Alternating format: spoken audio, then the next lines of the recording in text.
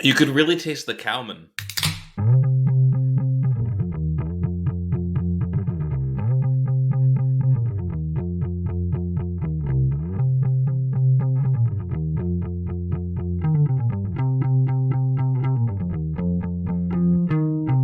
Hello, and welcome to episode 187 of Flix and a Six. Based on my understanding, after watching our flick of this week, I believe this show is considered high art.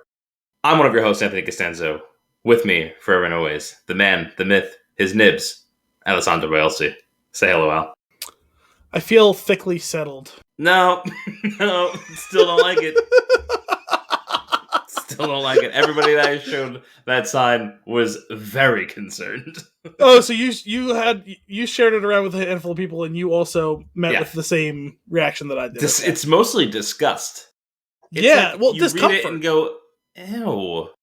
I don't know why, but ew. Yeah, I'm so confused. Before I get to that story, did you say episode 186 and 187? Because I'm pretty sure it's 187, right? 187. Okay. I don't know why I heard you say 186, but I may have. Fair enough. Doesn't really matter, honestly. So I went to Cape Cod this weekend. Friend of mine, his wife, and him own a house up in the Cape that they rent out to people during the tourist seasons. And so we went up there to take a look at some of that. And also he wanted to look at some prospective other houses, and his wife was otherwise engaged. So it's a long drive. He's like, sure. You do anything? It's President's Day weekend. We have an extra day off Monday. I was like, yeah, let's go do it. There's nothing else better going on. So we went up and we were driving around some of the towns on the Cape, and I encountered a sign that I've never seen anywhere else in the world.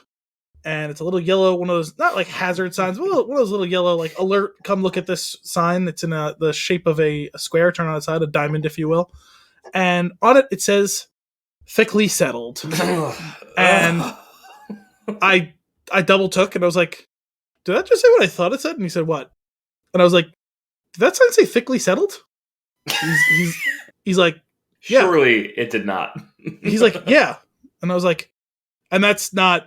And you're okay with this? That's not weird or revolutionary or odd to you? And he's like, you've never seen those before? I was like, unless it's a thing that's just right here.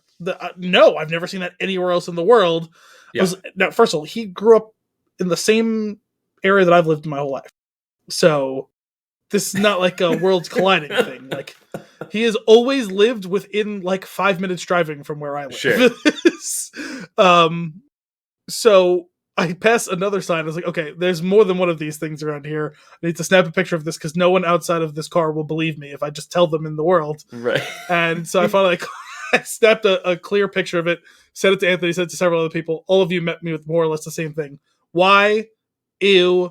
Or some other form of confusion or disgust. Now, you were the only person who followed it right up with, like, does that have to do with, like, the houses or the buildings being closely set together? And that's exactly what it has to be. Cool. In reference to. But there has to have been so many more better ways to say that, even in only 2 words. This came out of, like, Parks and Rec, like, one of those, like, forums where they all have to work together and come up with the solution. And, like, by the end of it, like, Leslie has, like, gum in her hair and she's half asleep. Someone's been arrested. Yeah. Yeah. So we're okay with thickly settled, all in favor, and everybody just goes, The thing is, it took me about 10 seconds to come up with densely populated. Sure. How about that? Sure. Yeah. Or just if you want something less elegant, how about many houses? Many. From my understanding, because I did a little digging after the fact, what you can expect in an area that is thickly settled is a lower speed limit. So why not just put a speed limit sign up? I'm pretty sure it was still just the conventional residential 30 miles an hour there. You know, Al, this podcast is thickly settled. Well, the thing is, I tried to rack my brain as to, like, how, if you just gave me those 2 words in a sentence, like, what was the most likely sentence I could come up with that would, like, it would almost kind of sort of work in that sentence.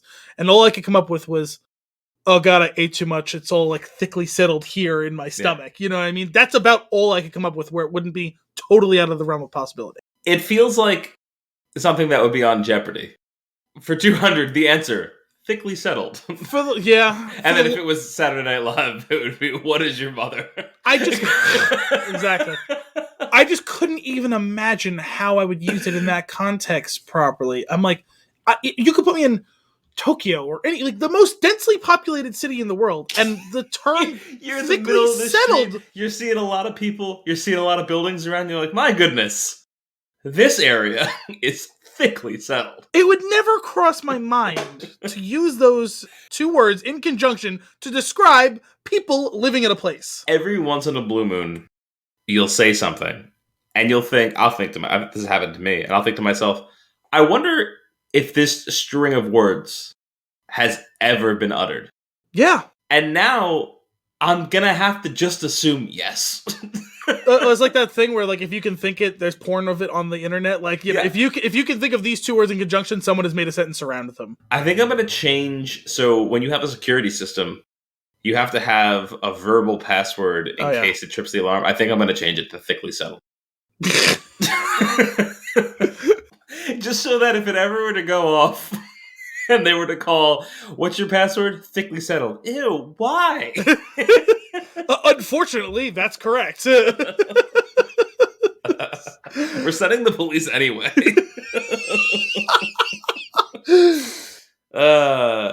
On this week's episode, Call of Duty delays, BioWare update, Elden Ring, and trailers and other news and nuggets, all before diving into our flick of the week, if you can call it that, the power of the dog. But first, Al, what are we drinking? You totally nailed it. Thank you. We're drinking Cigar City Brewing's Florida Cracker. It's a Belgian-style white ale brewed with coriander and orange peel. It's got 15 IBUs. It's 5.5% alcohol by volume. It was born in Tampa, Florida. Made by hand. Sure.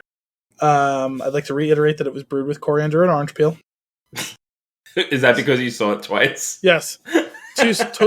One of them was in a subtitle, and the other one was in the bottom line here. So, though it's named for the 18th century cracker cowboys of the Florida prairie, the citrusy notes and effervescent body of this Belgian-style white ale make it perfect for any lovers of fresh air and outdoor adventures. All right. So first off, well done. I didn't read anything about this beer. I understand why you picked it now. Secondly, what's a cracker cowboy? First of all, I want to thank you for the compliment that you paid me, of which I totally earned, because I definitely planned this movie. 100%. I am definitely absolutely that clever and foresightful. And I'm an expert in babyology. Second of all, I have no idea what a cracker cowboy is. I have no idea what a Florida cracker is. I'm just going to assume there's some sort of racial undertone there, right? I would hope not if it's on this beer can. But I would hope not too. But also, I'm just, that's going to be my assumption. Correct or incorrect? Cracker cowboy. Listen, they say when you assume, you make an ass out of you and me. And that's what I'm doing. Oh boy. I typed cracker cowboy. Here are your first 4 auto-completes. Cracker Cowboy is of Florida. Cracker Cowboy Heritage Festival.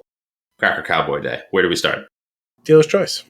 I'm going to go with Cracker Cowboy Day, because that sounds fun. Saturday, October 16th, 2021, from 8 a.m. to 6 p.m. at St. John's County Fairgrounds. Enjoy a celebration of cowboy cracker, in quotes, heritage, at the 62nd annual Cracker Day celebration. So I'm getting a lot of wheres and whens and whys, but not a lot of whats. What is a Cracker Cowboy? I feel like I'm on a list now.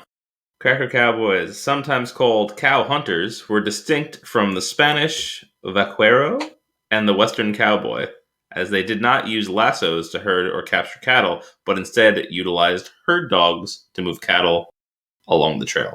Okay, but why are they called Cracker Cowboys? This is from legendsofamerica.com. Okay. I'm going to go to Wikipedia because I feel like we're going to have some fun if I open this article.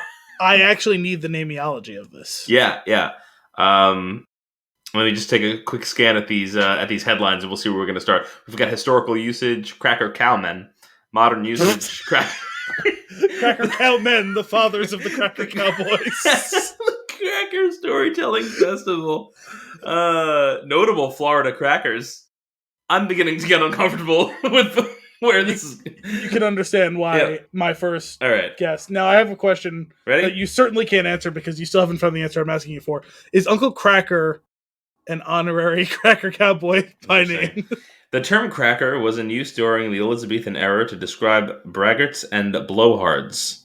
The original root of this is what? Oh, the original root of this is the Middle English word crack, meaning entertaining conversation. Blah, blah, blah, blah, which survives as a verb, as in to crack a joke. Okay. So they're just mouthy cowboys? In Florida, those who own or work cattle traditionally have been called cowmen. In the in the late 1800s, they were often called cow hunters or cow hunters. Is there a hyphen that separates one of those two? One has a space. Okay. A reference of seeking out cattle scattered over the wooded rangelands during roundups. At times, the term cowman and cracker have been used interchangeably because of similarities in their folk culture. Today, the Western term cowboy is often used for those who work cattle. Oh my goodness. So do we have an answer? The Florida cow hunter or a cracker cowboy of the 19th and earliest 20th centuries was distinct from the Spanish vaquero and the Western cowboy. Florida cowboys did not use lassos. Okay, we're back to reading this the now, same thing again. Yeah. Which this is in Wikipedia, but is clearly from that other website. They literally plagiarized it, or is it like a pull quote? Plagiarized it, I'm sure. Okay, nice. Florida cattle and horses. Why though? You know what? Maybe I have to rephrase this Google search. So we have an answer, just not a good one, and it seems like we're destined never to get a good one. Cracker cowboy. I think add it to the list of podcasts that we're gonna do. Nameology. And cousins do Google searches. Son, here's your dog. Here's your first ranching dog. Today's the day you officially graduate from cowboy to cowman. Oh my god.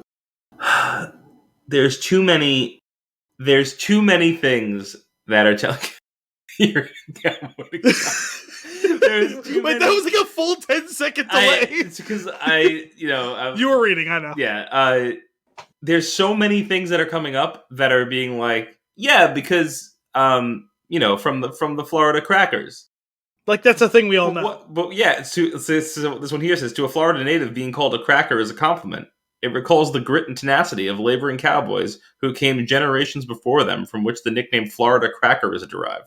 Passed down from cow father to cow son for generations. I think it's safe to say that we're not finding out what a Florida cracker cowboy. What was that? The Tootsie Pop? The world may never know. The world may never know. Would you like to try? Would you like to try this very oddly named beer? Oh yeah, sure. Cheers. Cheers. I'm gonna try again. Ready for the clink? Nothing. Well, that's not bad actually. That wasn't terrible. Ooh, that's got I know it says orange peel and coriander, but that smells like straight up apple juice to me. Not apple juice, but I would concur it was kind of an undetermined fruit juice. It also tastes like apple juice to me. Al, you tricking me? Is this apple juice? I thought it tasted like a white ale brewed with orange peel and coriander. I don't know. It was made by hand, or as they phrase it on. You could really taste the cowman. This beer is thickly settled with the taste of cowman. No.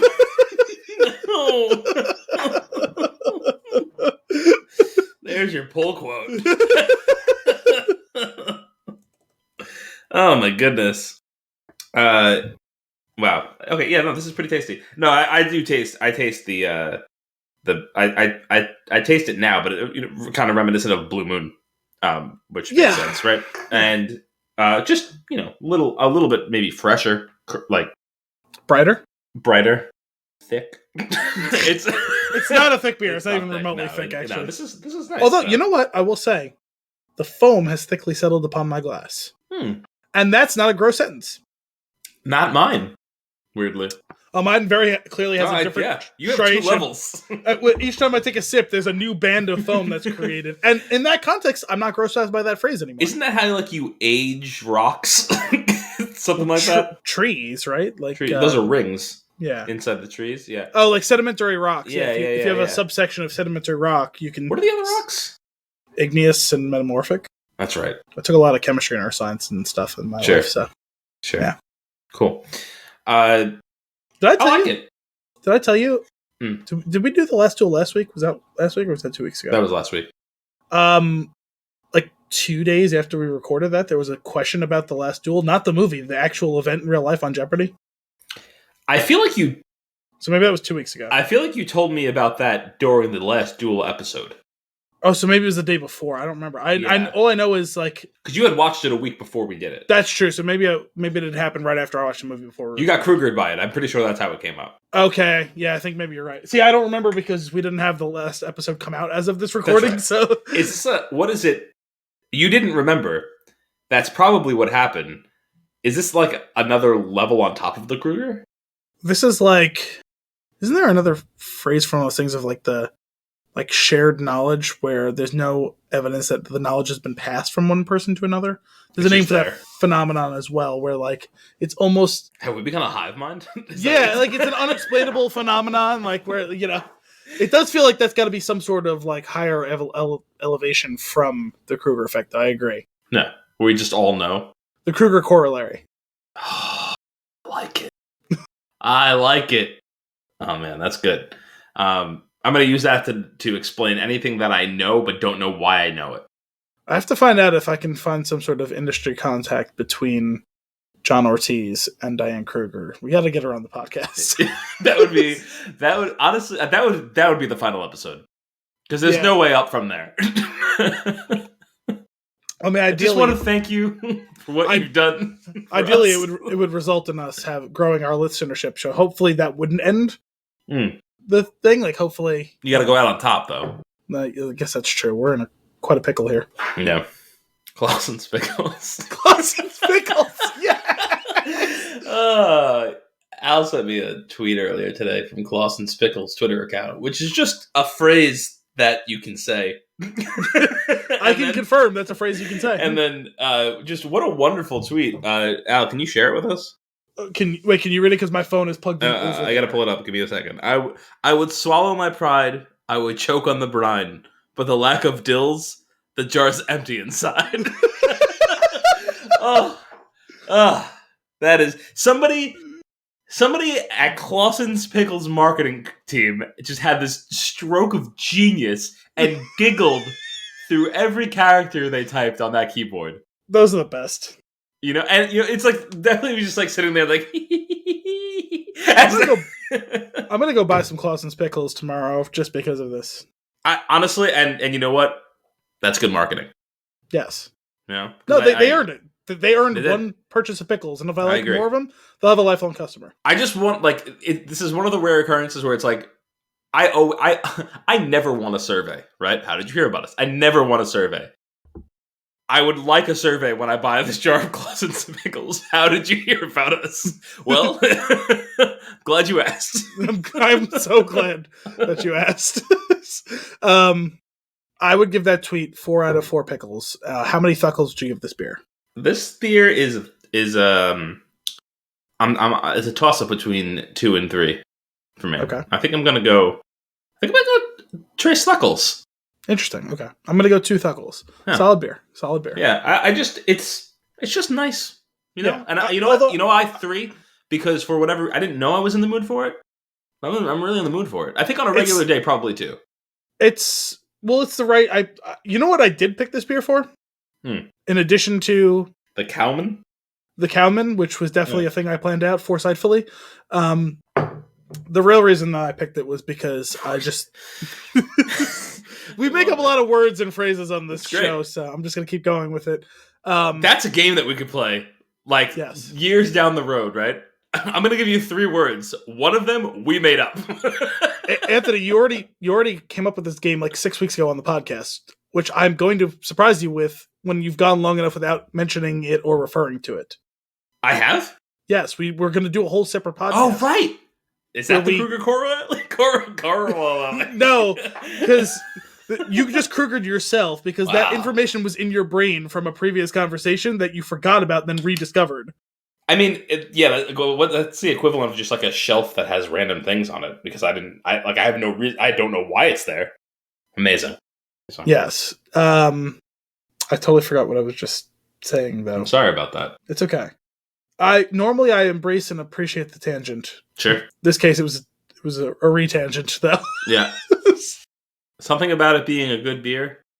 Oh, why I chose the beer? Yeah, There he is. it's no, it's a white ale, and this is the right time to be drinking that. It says as winter is just on the fringe of transitioning to spring. That's the time. Let's get in this next month or so. Let's get some whites. Let's get some wits. Let's get some. I'm talking about the beers. Some whites and wits. Let's go.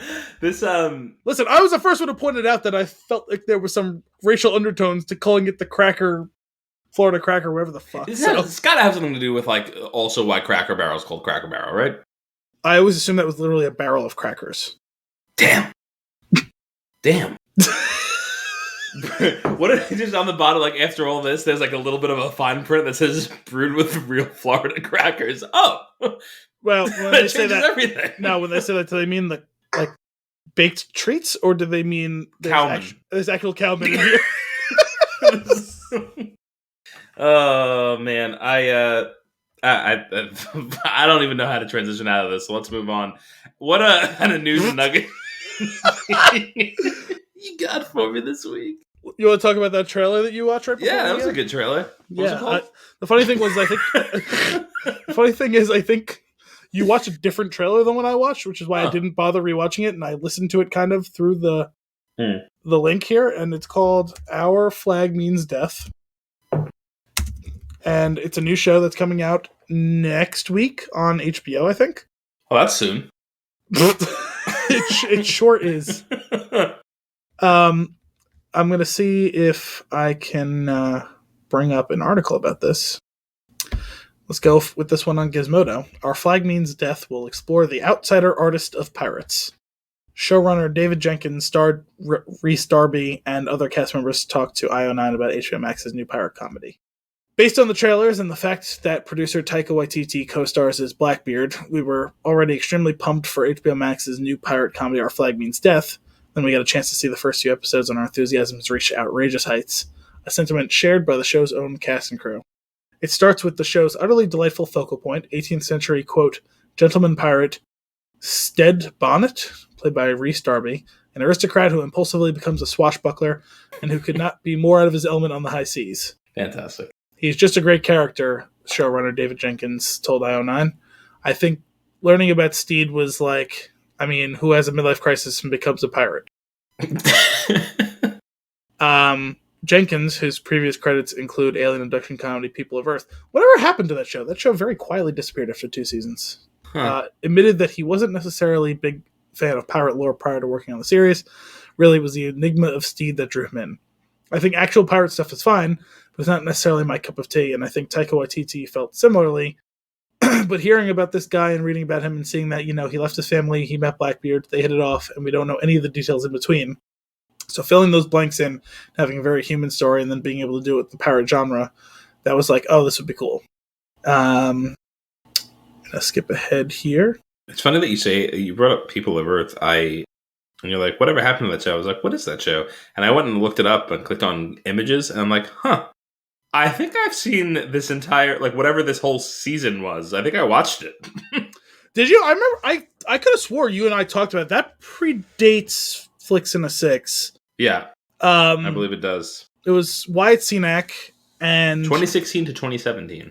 So it ended right around the start of our show. Yeah. And there was 2 seasons. I watched them. I enjoyed it. It wasn't great. Yeah, but I liked it. I vaguely remember enjoying it, but I don't remember anything about it. It was on TBS. Very funny. It was about aliens. It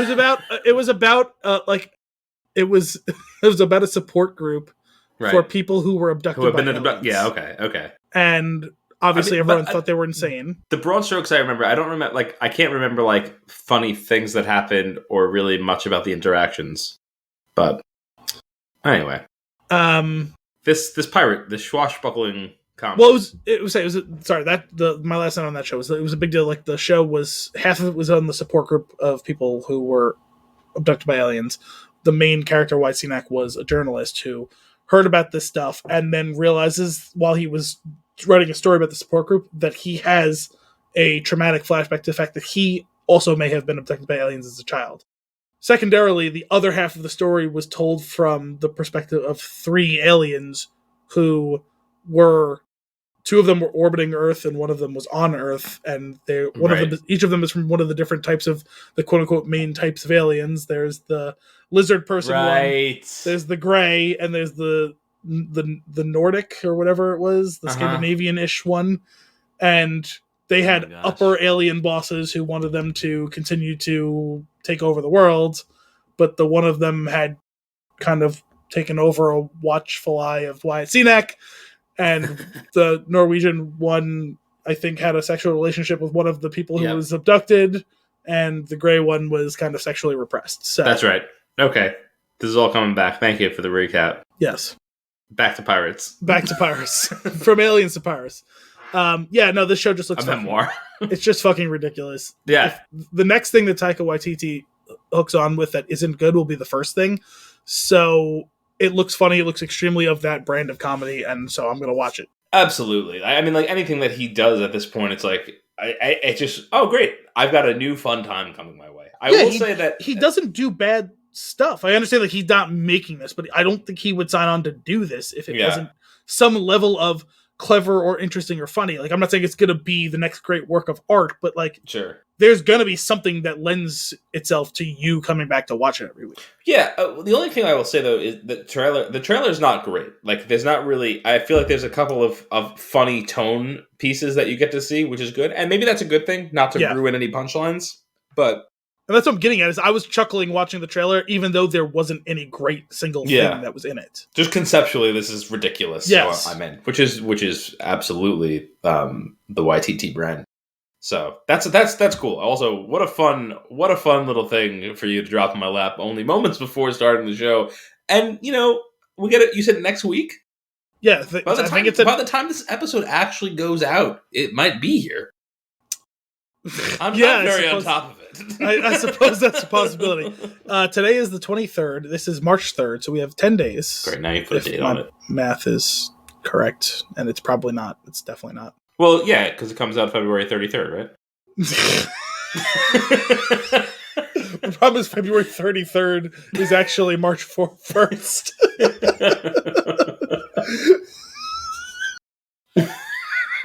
No, I still did that math wrong. Fuck. Mm-hmm. It's okay. It comes out next week. Sometime next week. You know what else comes out next week? What? The Batman. That's the day after, February 24th. Ooh, sorry. Wow. That was a real one.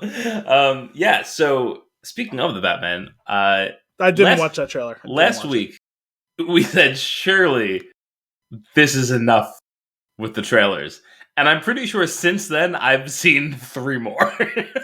All of them, surprisingly enough, have been good. I'm just not going to watch them anymore. Don't watch them. There's nothing served by me watching any more trailers. I'm going to watch the movie. Leave me alone. Keep your trailers away.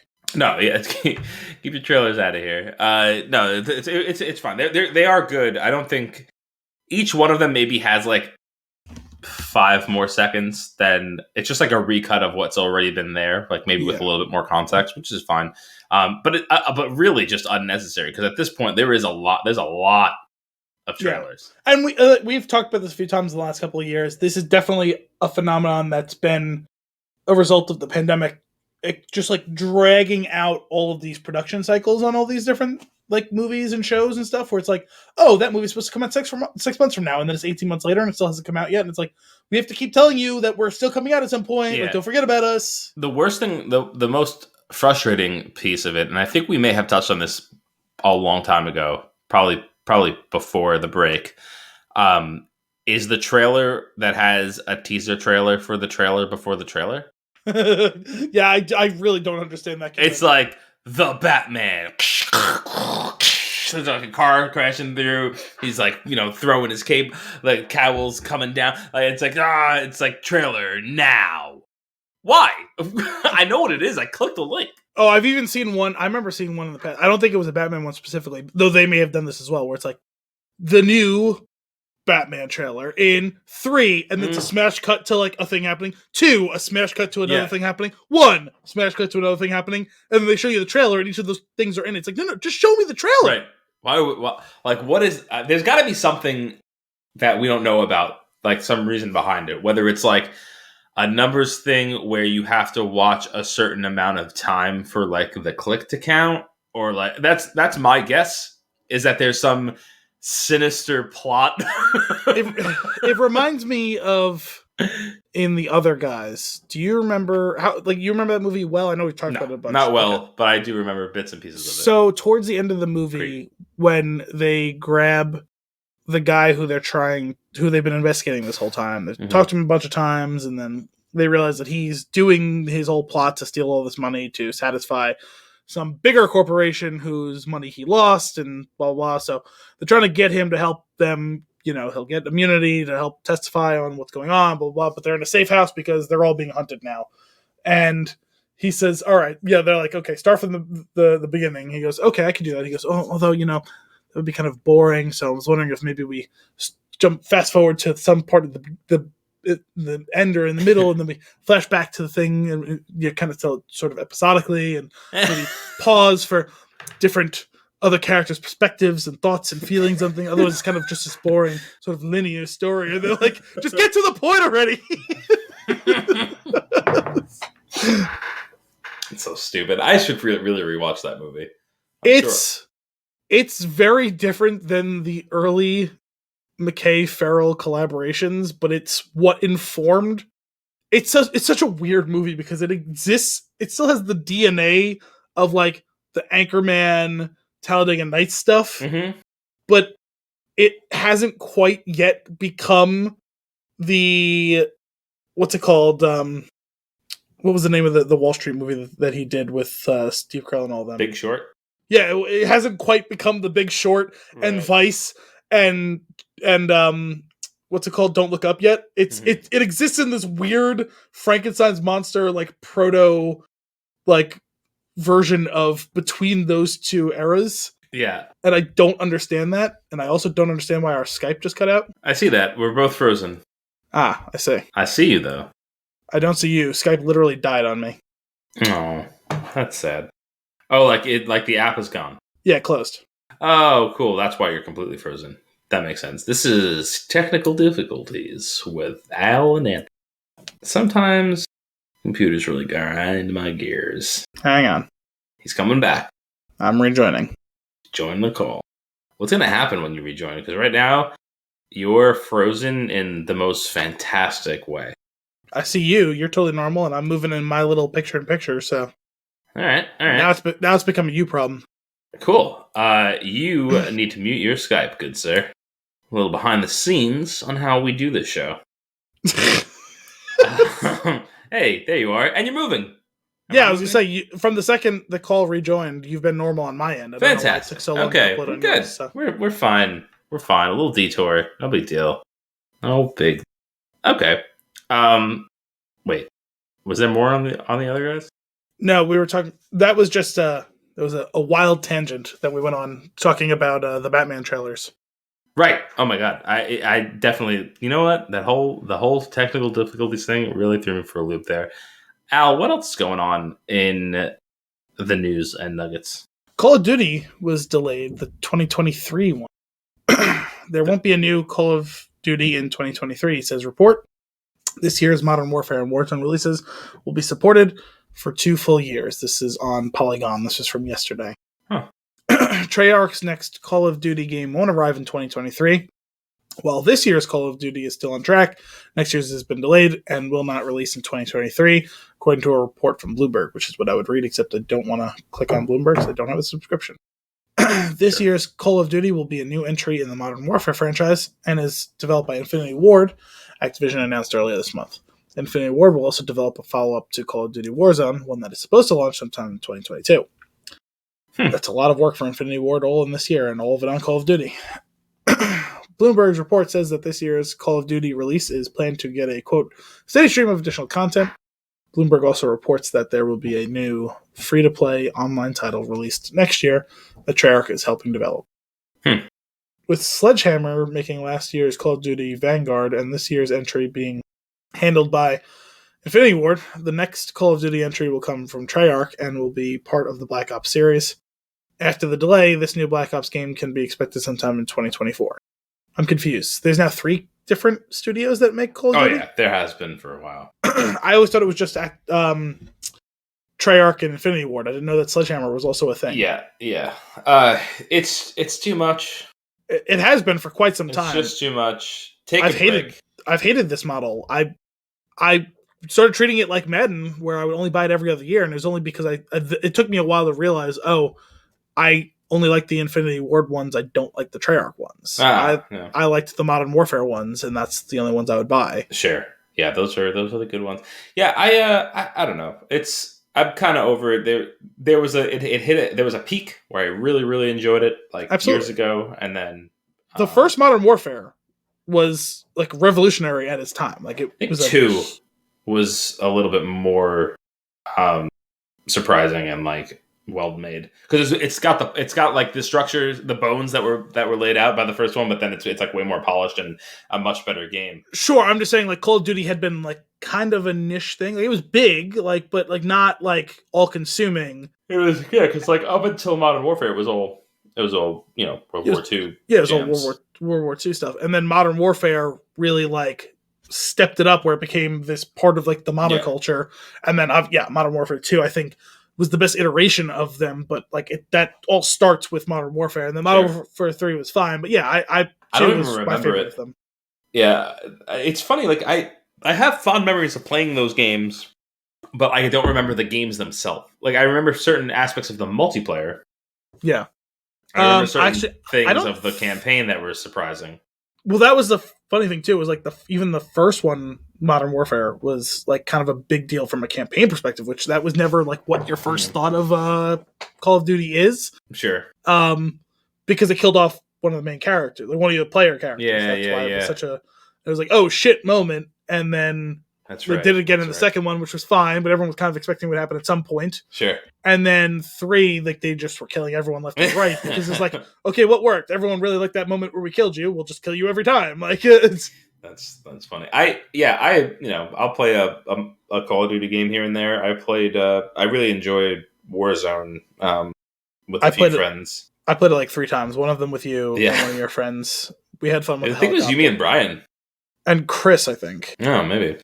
I haven't touched a Call of Duty in a while though, and I don't know. Obviously they're not like they're just printing money, but it's just like take a break, get those teams together, Yeah, get those heads together, make something pretty outstanding. Like give it time to simmer so that you could like blow the doors off it. But I say that, but the business will never let that happen because like I said, because they're just printing money. They're constantly like an insane top seller. So there's got to be a happy medium between like Bethesda and Rockstar making a game once a decade and making a game every single year. Yeah, right? Like there's got to be a happy medium between there. Mm-hmm. Like, could we just call it every 2 years? Yeah, let it take a breath in between.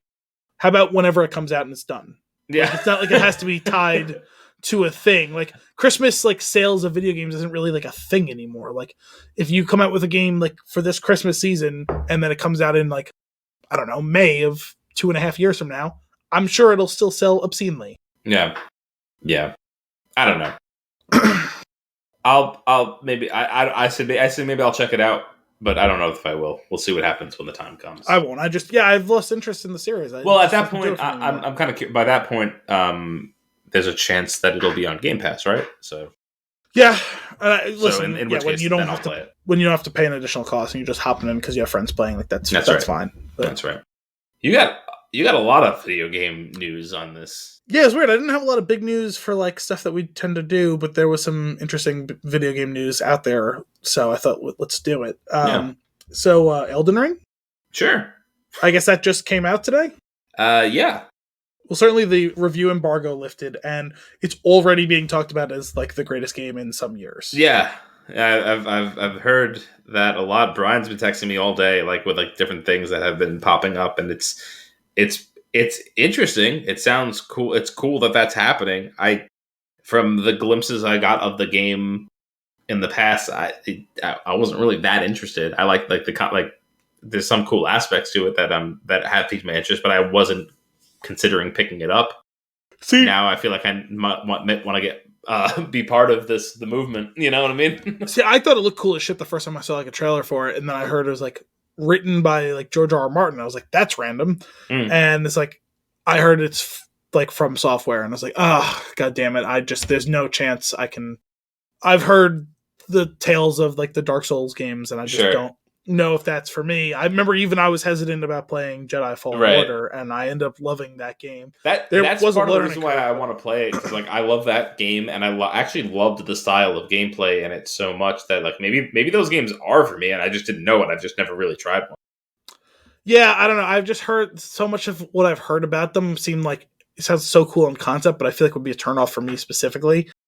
I've heard that this is kind of a somewhat sort of meet you halfway thing where it's like, I know one of the big things with the Dark Souls games was that there's like no map, zero like tips. You just go fuck around and do your thing until you figure it out, but you're going to die 400 times and it's going to be incredibly frustrating, and you're going to throw your controller through your TV, and then you're going to, want to throw a party when you defeat one of the bosses, and then it's like I don't know, that just seems like a bit too much frustration for me. Sure.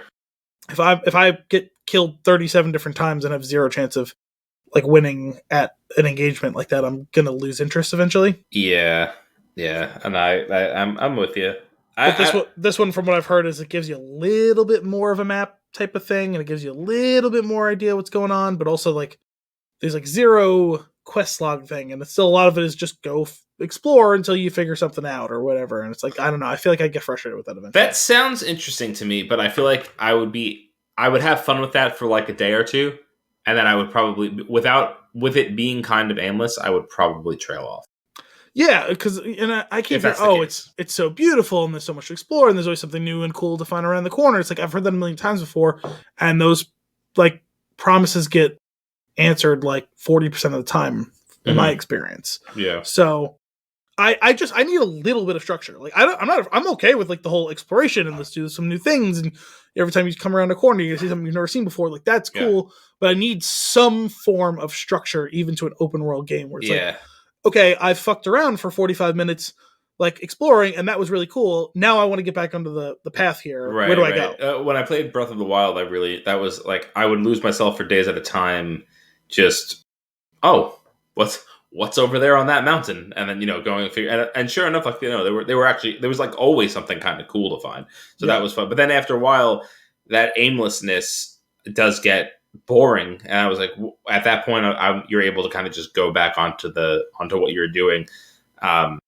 Unfortunately, I've tried to play that game like 3 or 4 times now, and I'll go through the same type of flow, and then put it down for a day or two, and then come back to it and like kind of be lost as to what I was doing or what's going on, and then feel like I don't really think I can get back into this. I might have to start over, and that's a daunting task. And I worry that I'll never finish it because if I were to go back to it now, I think I'd have to start over yet again. Well, it sounds like it's been some time, so that wouldn't be surprising. But maybe 3 months, 4 months, something like that. Yeah, that's a while. No, never mind. It's been longer than that. It was before baby. Yeah, I was gonna say PE. He's been here for 6 months. Yeah, he's got 2 teeth. That's the math, right? That's more than one. That is more than one. He's got 2 tooths. I have heard this game already very favorably compared to Breath of the Wild. Like some sort of weird amalgamation of Breath of the Wild and like the Dark Souls games. It sounds like something I should just get to be a part of the conversation for now. Which isn't a great way to approach that. No. That's how resentment ends up forming. Mm-hmm. That's fair. But I kind of want to. I want to play it with Brian and see like where he's at with it, even though he might not actually get it. See, I'm not big on like actually streaming games in any way, shape, or form. Mhm. I actually probably would be entertained occasionally if like you and me watched just Brian and like the three of us we're talking, because it's like, you know what I mean, like it's like literally us on a call watching Brian play. Yeah. Like, but like Yeah. I'm not gonna do that for 30 hours, but like an hour on occasion, that would probably be entertaining. That's fair. That's fair. But as much as anything, it's us three being like communal. Like that's Yeah. why like the stream thing isn't for me. Like I don't want to watch some person I've never met before play a video game. Like, Brian and I only streamed one thing, and it was we played through Until Dawn. It was like that horror game, thriller horror movie type game where you're picking. It's like a slasher film, and you're choosing the path, and like the story outcome changes based on the stuff that you do in the game, and different people die based on what we had a blast. It was a lot of fun. But maybe one day we'll do something like that again. Anyway, that's Elden Ring. I seeing how well it's being received and how excited, like, it makes me happy that this was something that people were very much looking forward to, and ultimately it's coming out with high praise. Like that's exciting, because like, you know, there's so many times where like the hype is so high that, you know, there's a misstep or something, and it's just like Cyberpunk. It's just a disaster like at launch, and to see that this, you know, been hearing about it for years, and then it comes out and it's every bit as good as people were hoping. That's awesome. I'm really happy about that. That's cool. Well, and good on them. You know, like that's got to feel good for the creators too, right? Like all the people that worked on this game. Like, my goodness, like that's to have that reception. That's the only reason I brought it up, was the Martin connection, the fact that it's just, you don't hear people talk about major releases of things like this, right? Mm-hmm. It's always some niche thing that like I'm never gonna play. Mm-hmm. Like and now listen, I may not play this, but like things like I would never even consider playing, or like have only scarcely heard about. And like there's just this one weird like corner of the internet that's like, this is the greatest thing ever invented. Yeah. This is like a revelatory experience. It's like, oh, over there, like that little thing over there alone, that's cool. I'm glad you're enjoying it. Yeah. And that's kind of the end of it, you know, like to see something like this that had big hype and actually live up to it, like you don't see that every day. So I just thought it was noteworthy, and we should give it a quick sec. Yeah. It's like when was the last time? I mean, I guess maybe, oh no, I felt this way for like Endgame and Infinity War, like where you have that hype for this movie that's coming out, like, oh my god, this is going to be so good. I can't wait. I hope it's as good as I'm imagining it's being. And then sure enough, the credits roll and you don't get up from the seat. Yeah. Like, I love that. Same feeling during The Last Jedi. That's still one of the oddest phenomenons ever. I mean, like what's so frustrating to me about that phenomenon, we don't have to relitigate it for the 400th time, is just there was not a single person complaining in that movie theater. No, everybody was pumped. Either time we went to see it. Yeah. Which we did twice in a 12-hour span. That's right. Cheers. Loud. Maybe the most that I think the only other thing that topped that was I Am Iron Man. There's so many people who loved that movie when they were sitting in the theater. There's so many people who loved that movie who have never been online. Yeah. And there's so few people who are online who have seen that movie who have made up more noise than the other 90% of the people who've never tweeted or Facebooked or anything. It's infuriating. That movie was so good. I still don't understand. I think I might get like 20 minutes of that in as I fall asleep tonight. Now that we're talking about it, because there was so much. Oh God, you know what? No, never mind. We're not going in. No. Not going into it. I love it. We don't have time. I love it. All right, BioWare. You got a lot of video game news, but this one's a crossover event. Right? Crossover how? Is this movie related news? Not to the best of my knowledge. Oh, anyway. What do you know about my news that I don't? Did I miss a new? I know that I'm absolutely thinking of something else. I was like, did I miss a new? Did I miss another bigger new? I am thinking, now I can't remember the name of it. Give me details. BioShock was what I was thinking about. The Netflix has got the movie going for that. Oh, I had no idea. I never played any of the BioShock games. But that's still something I would have, like, if I saw it, I would have probably brought it up, like, because it's a big deal. Yeah, I feel like that's another game that I've started multiple times and then kind of just drifted off and then never finished. I would have to go back to and didn't really know what was going on, so I started over and just, this is the type of thing. This pattern will kill something for me. It'll kill a TV show. It'll kill a movie. I've told you about. I brought this up on the show. It's the reason why I haven't watched Westworld. I watched the first 2 episodes like 3 times each, and I was like, okay, like I don't have it in me to keep going. Yeah, I mean it happens. But what's going on with BioWare though? That's a different thing. So, we've detailed several times on this show and in part on Game Bites the struggles of BioWare over the last few years. Some of them real, some of them imagined. And so they're fully deeply into the development cycle for the next Dragon Age and Mass Effect. And they teased those a little over a year ago at was it the Game Awards, I think it was, or E3, one of those. Somewhere. One of them was at the Game Awards, the other one might have been at E3, I don't remember. Okay. But regardless, they actually sat out the Game Awards, 2 months ago? Didn't release any information on it.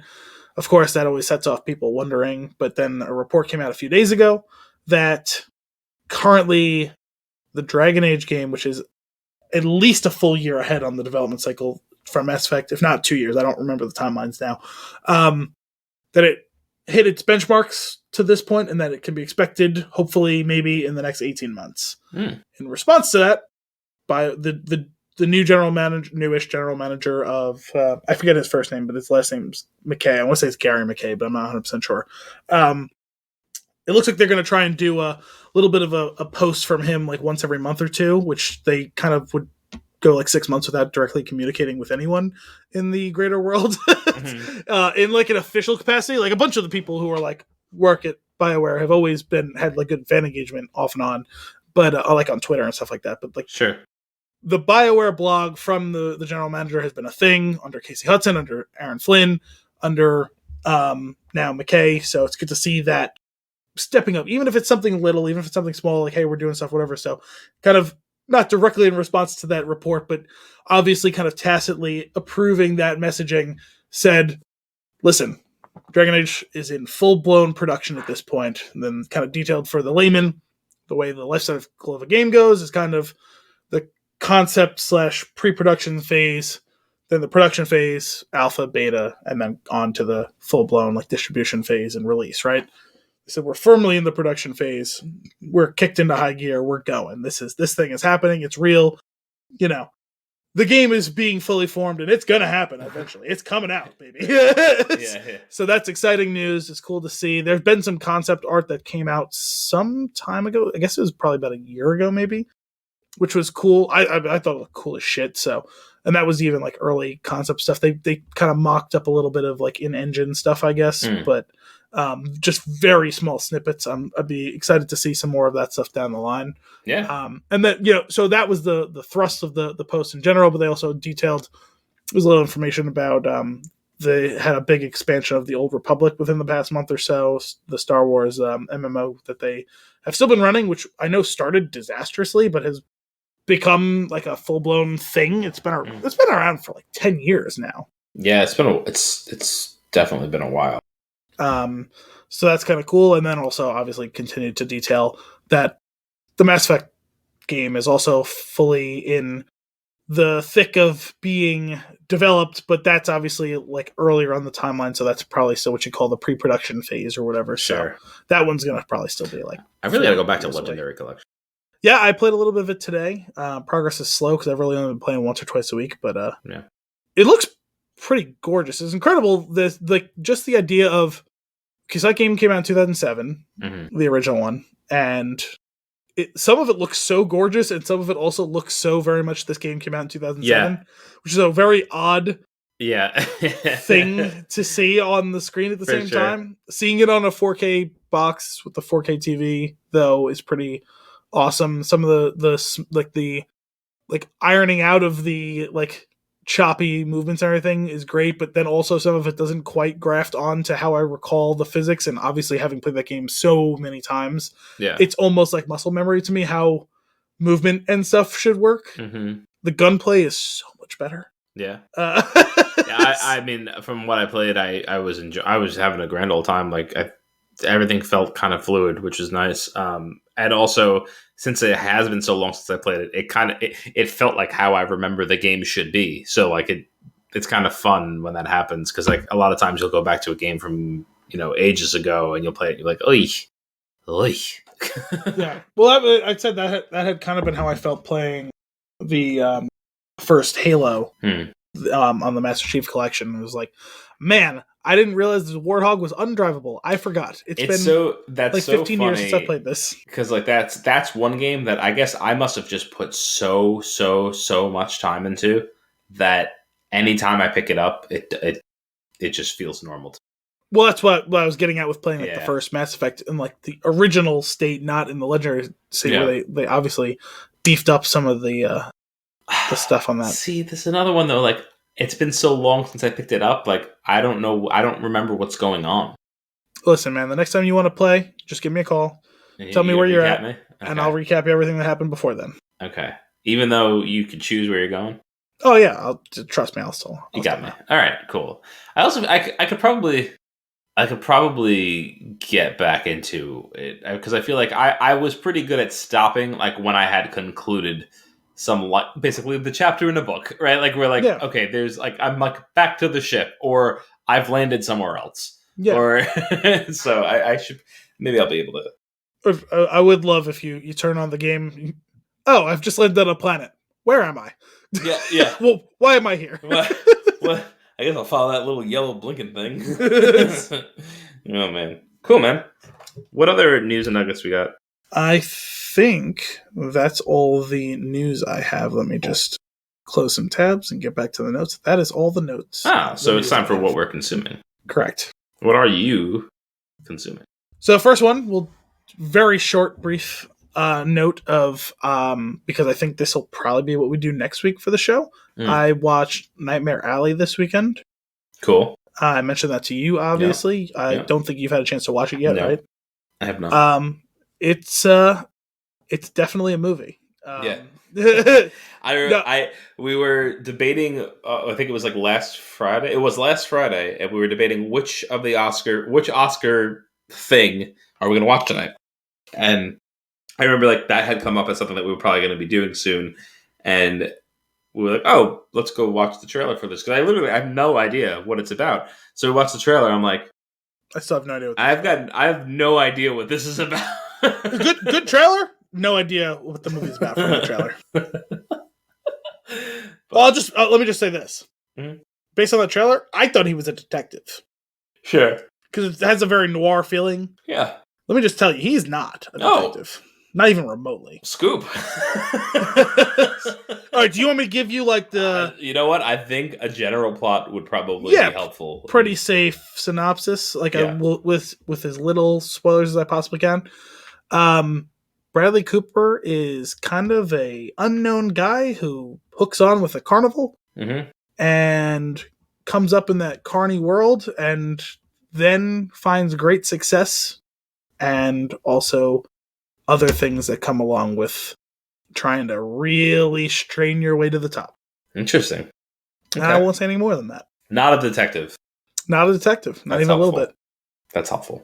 Definitely thought that was part of it. Right? I watched the trailer. I was like, oh, this is a classic old noir, and he's going to be investigating something. Not even a little bit. Wow. Blown away by that. Yeah, so was I. Really good cast, though. Bradley Cooper, Rooney Mara, Ron Perlman, Willem Dafoe. Good old Willem. David Strathairn, Toni Collette, Cate Blanchett, Richard Jenkins. Richard Jenkins, Mary Steenburgen. It's cool. Tim Blake Nelson, really good. Really so good. it was good. You enjoyed it. Yeah, good movie. Super dark though. Yeah. But like it's enjoyable. Like it's Guillermo del Toro, so there's definitely a creep factor. Yeah. Also Carnival. And yeah, definitely worth a watch. I think definitely worthy of being nominated for a bunch of stuff. Gotcha. It's not a Best Picture nom though, right? I believe it is. Oh, is it? Isn't it? God, I don't know. I keep trying to remember what's on the list. I now know that I've seen 4 of the 11,000 that's on the list. See, because I've been trying to pick the things I know is going to give me the biggest cross section of nominations. Sure.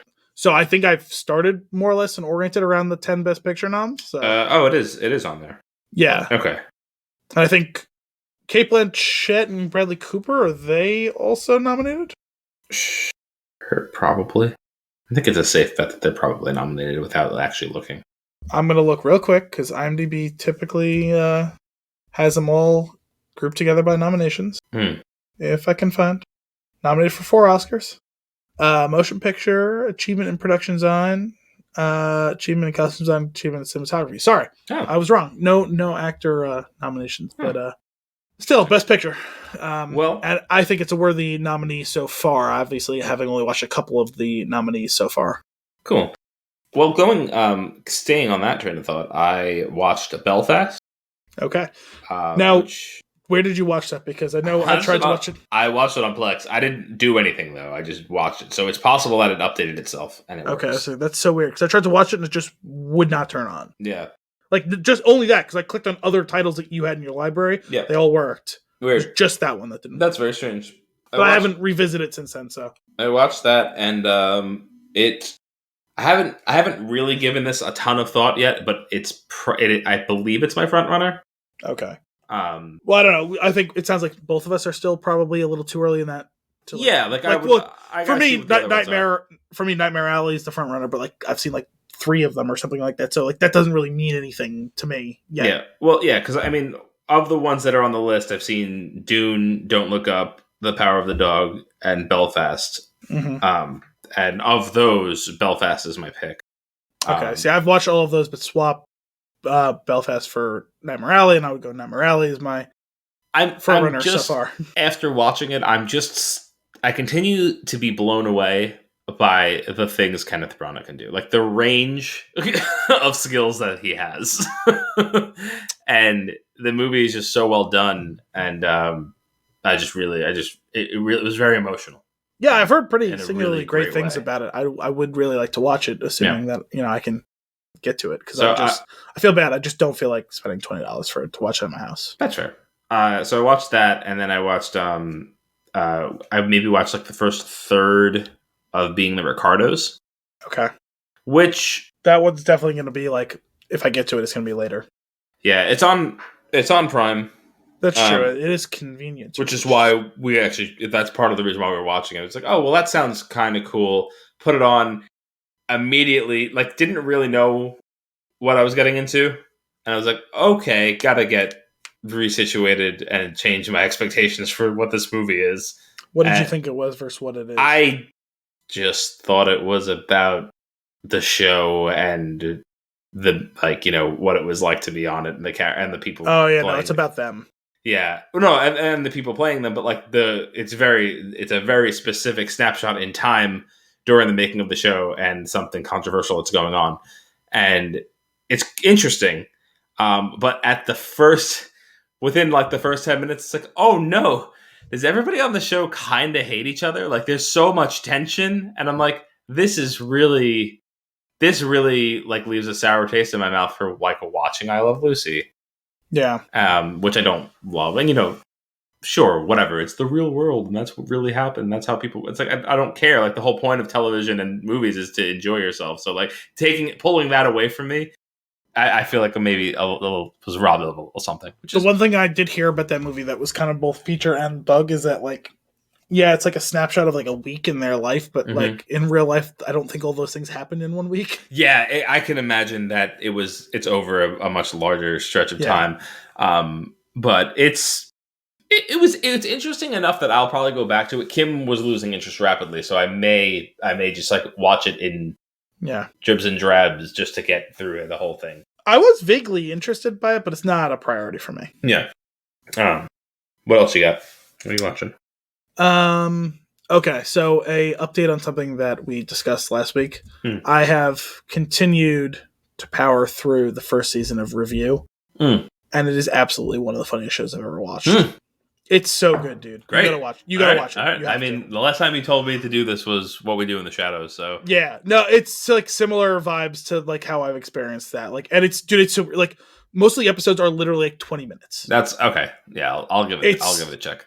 It's so fucking funny, and it's the type of funny show where it's like there's different like flavors of it depending on the episode or even the segment of the episode. Where there's sometimes where it's just like, you know, I'm kind of just chuckling. It's just like, oh, there's just stuff. There's just hijinks going on, or like sometimes I'm not even laughing, but I'm just like sitting there kind of with a smile on my face, like, oh, okay, you, but it's not like, you know, laughing per se. And then there's other times where like I was watching the other night, like the dog was like sleeping on me, and something like happened on the show.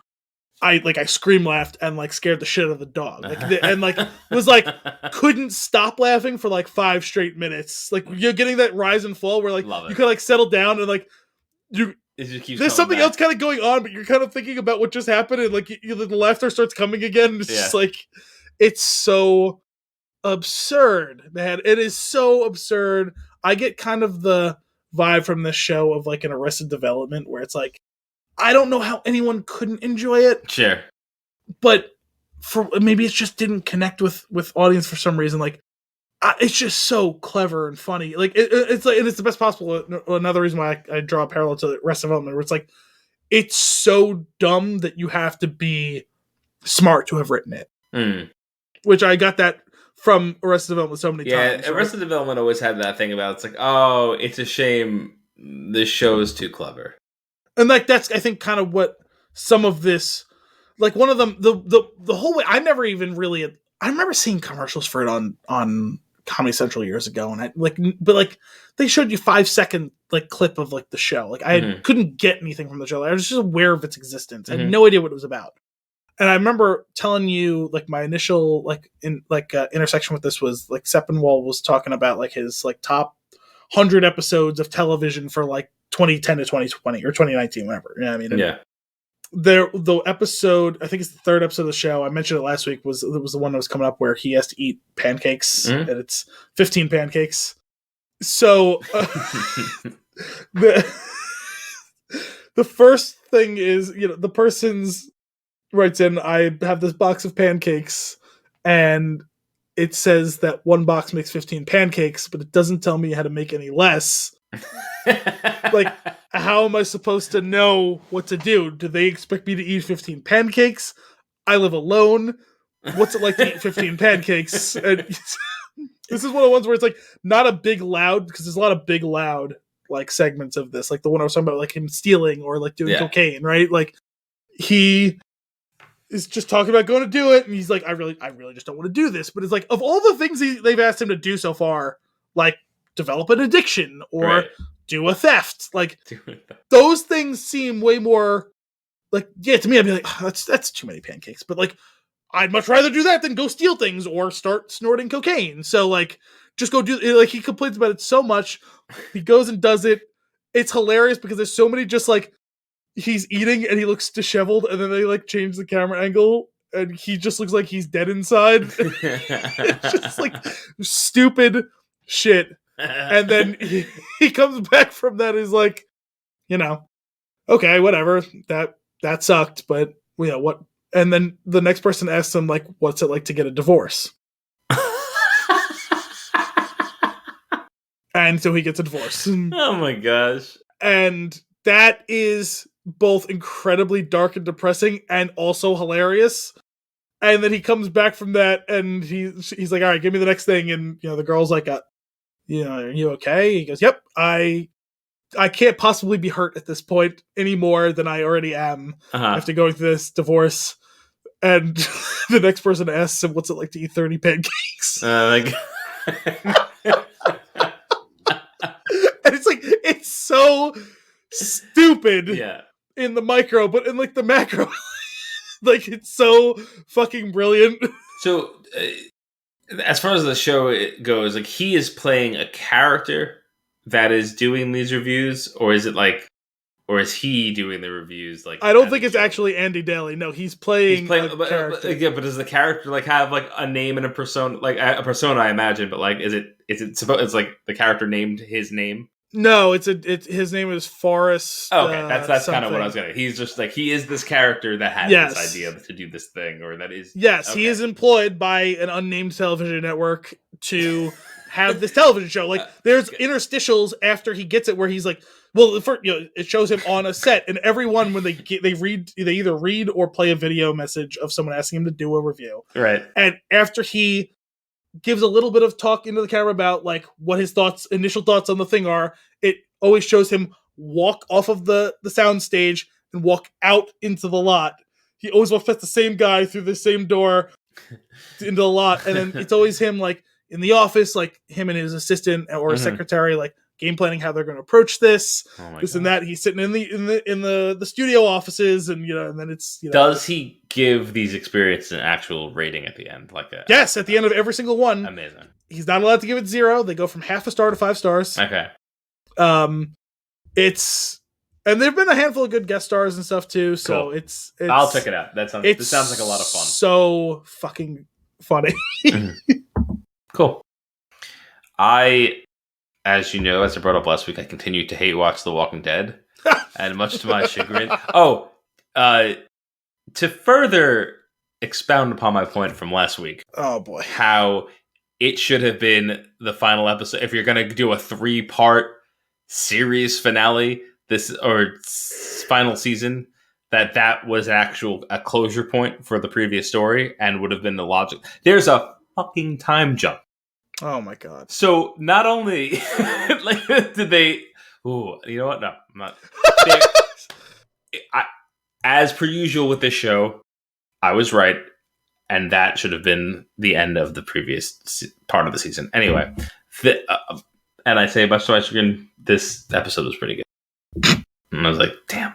Like, I kind of interested in what's the show is a heroin addiction. As soon as you try and kick the habit, you get another taste, and it's like, oh, that was pretty good. Yeah. And then, like, you're like, I hate this so much, I want it to go away. And, like, it's The Godfather. Every time I think I'm out, they keep bringing me back in. Mm-hmm.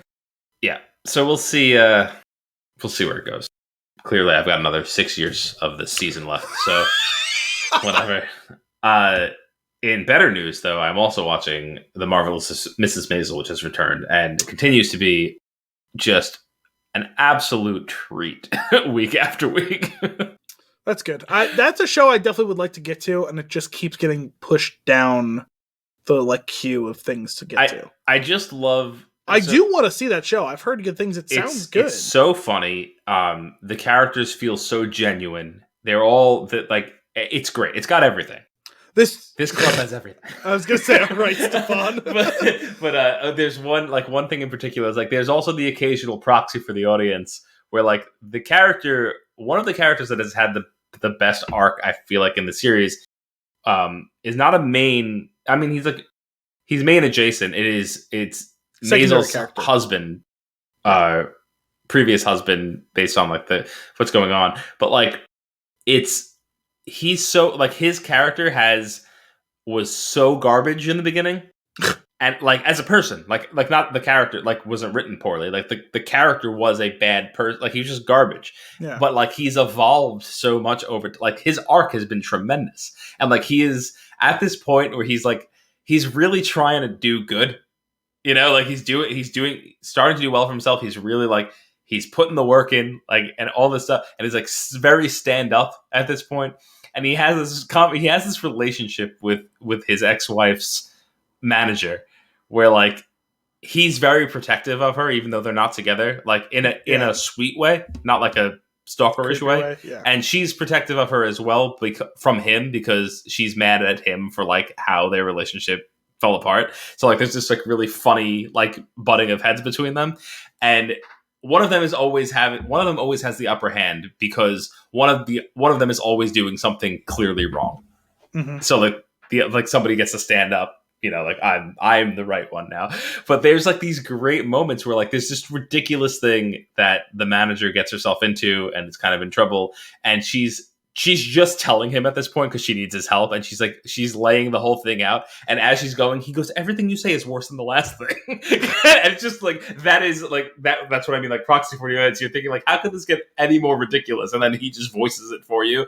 There's just so many there's so much cool stuff in there. It's just a great. It feels good to watch. It's a fun show, even though there's like difficult things the characters are going through. Like I don't know. It's just it's got a great vibe, and I really really enjoy it, and I think you would too.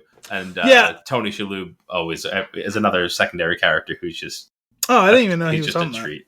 He's Maisel's father, and like Rachel Brosnahan is so funny. And like becomes the character in like a way that like I can't imagine her not being that person in real life. Like that's like she's embodied the character. Dangerous. So it's always dangerous. Yeah, but it's great. I think you would appreciate it. There's 2 shows. There's definitely more than 2 shows, but there's 2 shows like kind of off the top of my head that like every like 6 months I'm always like, oh, I'm gonna get to that show soon. And it just never happens. And so now, like, we're down to, like, was it the 4th season just came out of that show, right? I think it's the 4th season, yeah. That's one of them. The other one off the top of my head I can think of, and it also really spiked for me recently, is Killing Eve. I've wanted to watch that show for a few years now. And I saw, like, 2 seconds of, like, an ad for it, because, like, the final season's coming up. And I was like, oh, if I start now, I can watch the whole show before the final season goes.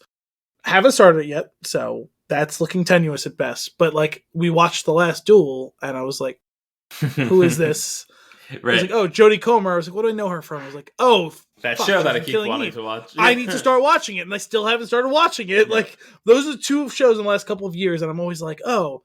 Like not when they first came out, but like after they started getting a lot of hype after the first season or whatever. I'm like, both shows I really want to watch, and I just haven't gotten around to. Did you watch Fleabag?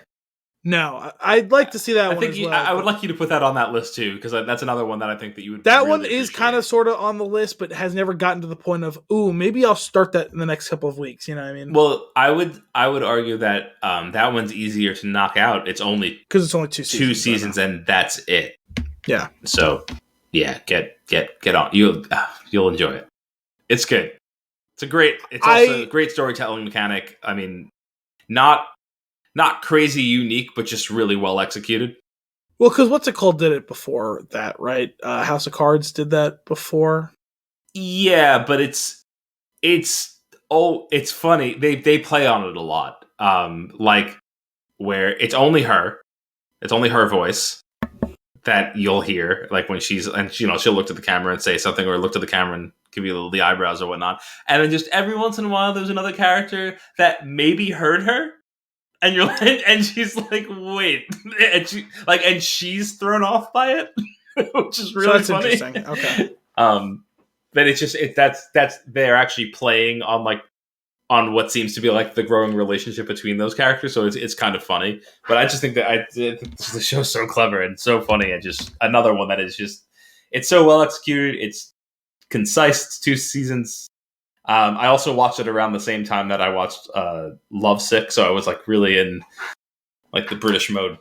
It's funny because I was just thinking about that show like 2 seconds ago as well, because I was like thinking about there's like a lot like separate from all those shows that I'd like to get to that I haven't gotten to. There's so many shows I'd like to revisit that I haven't gotten to either. Mm-hmm. I feel like I can never quite get my head above water on the things I want to see. Yeah, and it's hard. It's really hard for me to justify starting a rewatch of anything until I can get like a better chunk of my backlog of stuff I haven't seen yet Don't out look of the the snake way. in the eyes. What's that? Don't look the snake in the eyes. But yeah, it's really weird that I also thought of Lovesick at the same time as you. But I love that show. That was so good, so good. That one really came out of left field for me. Really, yeah. Thank you for that one. Appreciate it. I'm glad you enjoyed it. What else are you watching? That's all for watching. So I have a question for you. Okay. Have you jumped on the Wordle train yet? I have not. Okay. So you're familiar with the phenomenon then? I know of it. I know it's a game. Okay. I've kind of found it fascinating. All of a sudden it just was like one day, like my Twitter feed was filled with all of these cubes on my screen, and I was like, what is this? Uh-huh. And everyone was talking about this thing, and surely a Google search would have wrapped that up for me in about 5 seconds. And I was just like, whatever. I'm sure this will be sussed out for me at some point here. And sure enough, it was. It's interesting. It's a game. It's a new word every day. I think ostensibly everyone's supposed to have the same word. I'm assuming that holds true every day. It's you get 6 guesses to guess a word that's 5 letters long. I haven't seen it written explicitly anywhere, but I don't think that any of the letters repeat typically. So I finally jumped in this week. It is fun. I'm not obsessed with it in the way that everyone else is like consumed and obsessed with it. I promise that anyone listening, I will not be putting it on Facebook or Twitter my results every day. I think I've done the first 3 and I've got all of them so far. Okay. So it's been going on for almost a year, I guess, because it's 1 a day, and I think it's up like the other day. Today was like 249 or 250 or something like that. So it's fun. It's the type of thing where, depending on how your brain works with these sorts of things, it could take you 5 minutes or an hour or whatever to solve. I think it's kind of to me, I like it as kind of either a time out from everything around me, or as if I have a few minutes in the morning. Yeah. As let's get the brain woken up by like doing this for 5 minutes. Or, hey, I've had a busy day. It's only going to take me 5 minutes or so. Let me just pause, shut everything out, and just do this thing now. I just think it's kind of like a cool little thing. I always have found like word play, stuff like that, interesting and fun. So I like it as a fun little habit. I like that it's once a day because you can't get it, like you can't lose 5 hours to it. Sure. That's, what I mean? That's kind of cool. You can engage with it in your own thing. It's an interesting little phenomenon. Just watching everyone go through it and watching the whole reaction to it getting sold out to the New York Times was interesting. There's already people literally been doing like studies on confirmation bias in regards to people not wanting it to get bought out, then it getting bought out, and people bitching and moaning about it since it's been bought out. Whereas they've done an investigation of like the entire population of words, and that the fact that since the New York Times took it over, it's actually been slightly easier, quote unquote, than it was beforehand, but people are acting like it's harder. That I found that whole phenomenon fascinating. Yeah. So okay, and I have just loaded it up because I've never done this before. But you're starting at a blank slate and you're Correct. filling it in, and then are we going to do it? Are you going to do a Wordle? I know the word for today, so are we going to do a Wordle right now on the show? I guess. Sure. Is this Fun and Games Part 1? Go for it. I don't really know how to wrong, so I got it in 3 guesses today. I should have gotten 2. I was down to a 50-50 guess after my first guess, and I got the wrong on the second one. I got on the third one. So here's what you're gonna write down a 5-letter word, and it's gonna tell you green squares mean you have the right letter in the right spot. Yellow squares mean you got the right letter in the wrong spot. Gray squares means that letter's not in the word at all. Okay. So I'll start with my Tom Segura favorite. Bikes! An interesting choice. Okay, you said yellow is it's in the wrong spot. Correct letter, wrong spot. Okay. So bikes should have given you 1 letter in the wrong spot. That's right. And then gray, they're not in there. Yes, and on your keyboard, it'll show you that the letters are grayed out, the yellow's yellowed out or greened out. Although, actually, I did it on my phone. I don't know how it looks on the... Well, I guess it's iPad, so it's probably a similar presentation, right? Yeah, that's fine. And I could see where this gets crazy, because now there's like but I only have 5 tries left. Yes, so it's funny. The first day that I did it, I'm going to kind of talk through what you think of words, right? The first day I put in a word, and I got I think I got 2 of the letters. I was like, all right, cool. And like they were decent, interesting, helpful letters. It was like O and E or something like that. Sure. Like, all right, cool. And then, it was R and E. I was like, okay, those are classic Wheel of Fortune letters. Fantastic. I said, got another guess. I had T, R, and E, but all of them were in the wrong spot. You're right. And even so, on the second turn, the first 2 that I got in the first one were still in the wrong spot. And the way that I had the letters, I literally I couldn't even come up with another guess because I could not come up with a word that didn't have it in those, in like the spots I thought they should be in. Yeah. It took me so long to get past the frustration of whatever. Like, not so long. It was like 6 minutes on just like that thought process of getting it to get to where I could even come up with another guess, which was not the correct answer, but at least put me in the right perspective where like the next answer of that I got it right. Right. Day 2 and day 3 both took me like 5 minutes or less.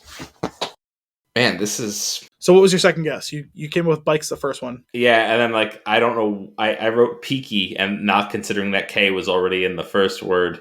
That was dumb. Yeah. And then I don't want to, like... Did it let you submit that? That's interesting. Yeah. Because I haven't tried to submit a word that already had a grayed out letter yet. Oh, well, it does. Which also was part of why I came to, like, a screeching halt, because, like, I couldn't think of a word with the wrong answers I had. Yeah. I'm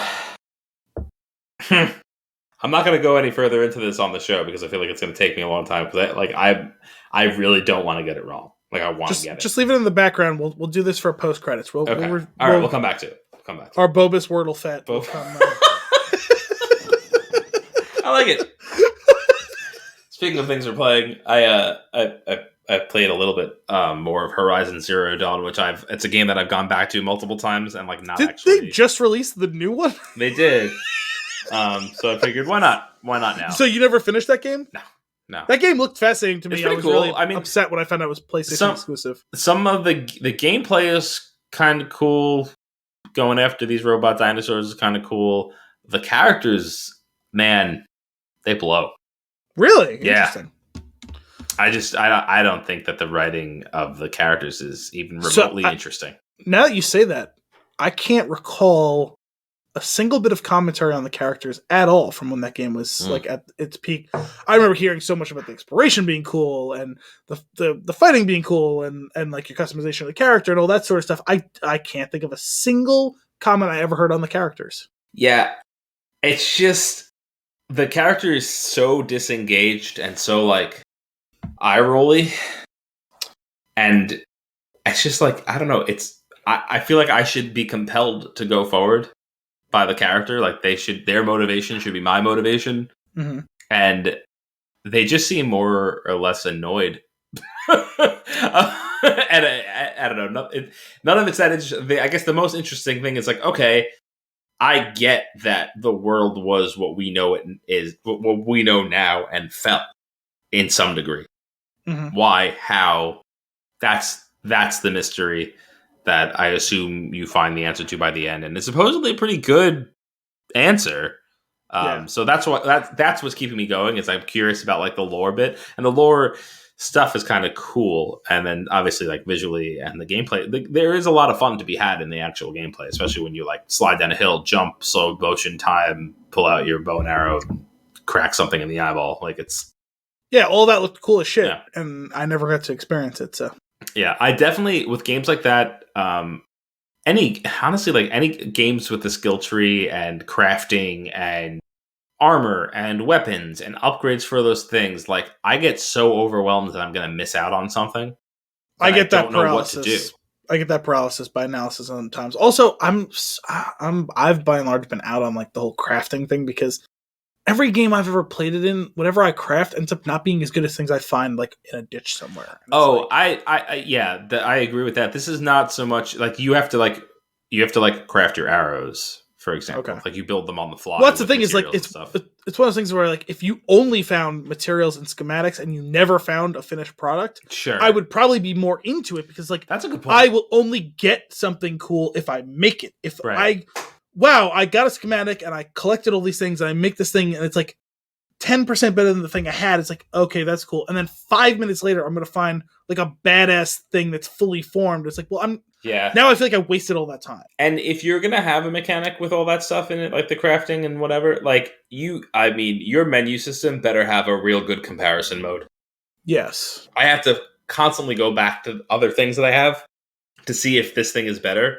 It's not that hard. There's like, games have been doing for, like, decades, like the comparison button. Yeah. Like, hell, I was playing the Legendary Edition Mass Effect 1. Yeah. That had a comparison button in the fucking store. You could just compare the thing you're going to sell to the thing you're equipping. Great. That is one of the best examples. You press one button. There it is. Most things, too, like, even in your own inventory, it's like you could just scroll over it. And it's like, is this more green than than red?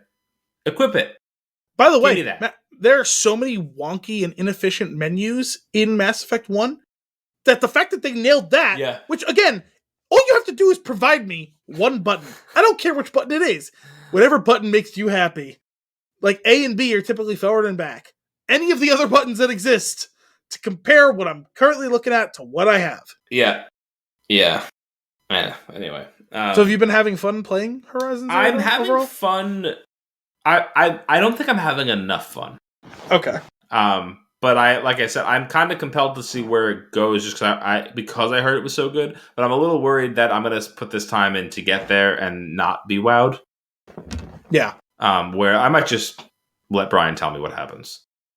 I had that experience on my road trip this weekend where I was talking with my friend. You know, we had 4.5 hours each way to fill. So on one of the drives, the drive back, you know, we were talking about he's also been a pretty big fan of the Mass Effect series, not quite as big a fan as me and my brother were. But, you know, he really loved the trilogy and he started playing Andromeda and kind of fell off it and never finished it. Mm-hmm. And so I kind of gave him the layout of this is what Andromeda was about. Like, he's like, give me as much detail as you can because I'm probably never going to pick it back up to finish it. He's going to be deploying for like almost a year, like later this year. He's like, I don't know if I'll ever have time to sit down and play the whole game because he goes, I know it's a really long game, and if I'm going to do it, I'm going to want to try and like experience all of it. So it was like, okay, let's have like a 45-minute conversation about Mass Effect Andromeda.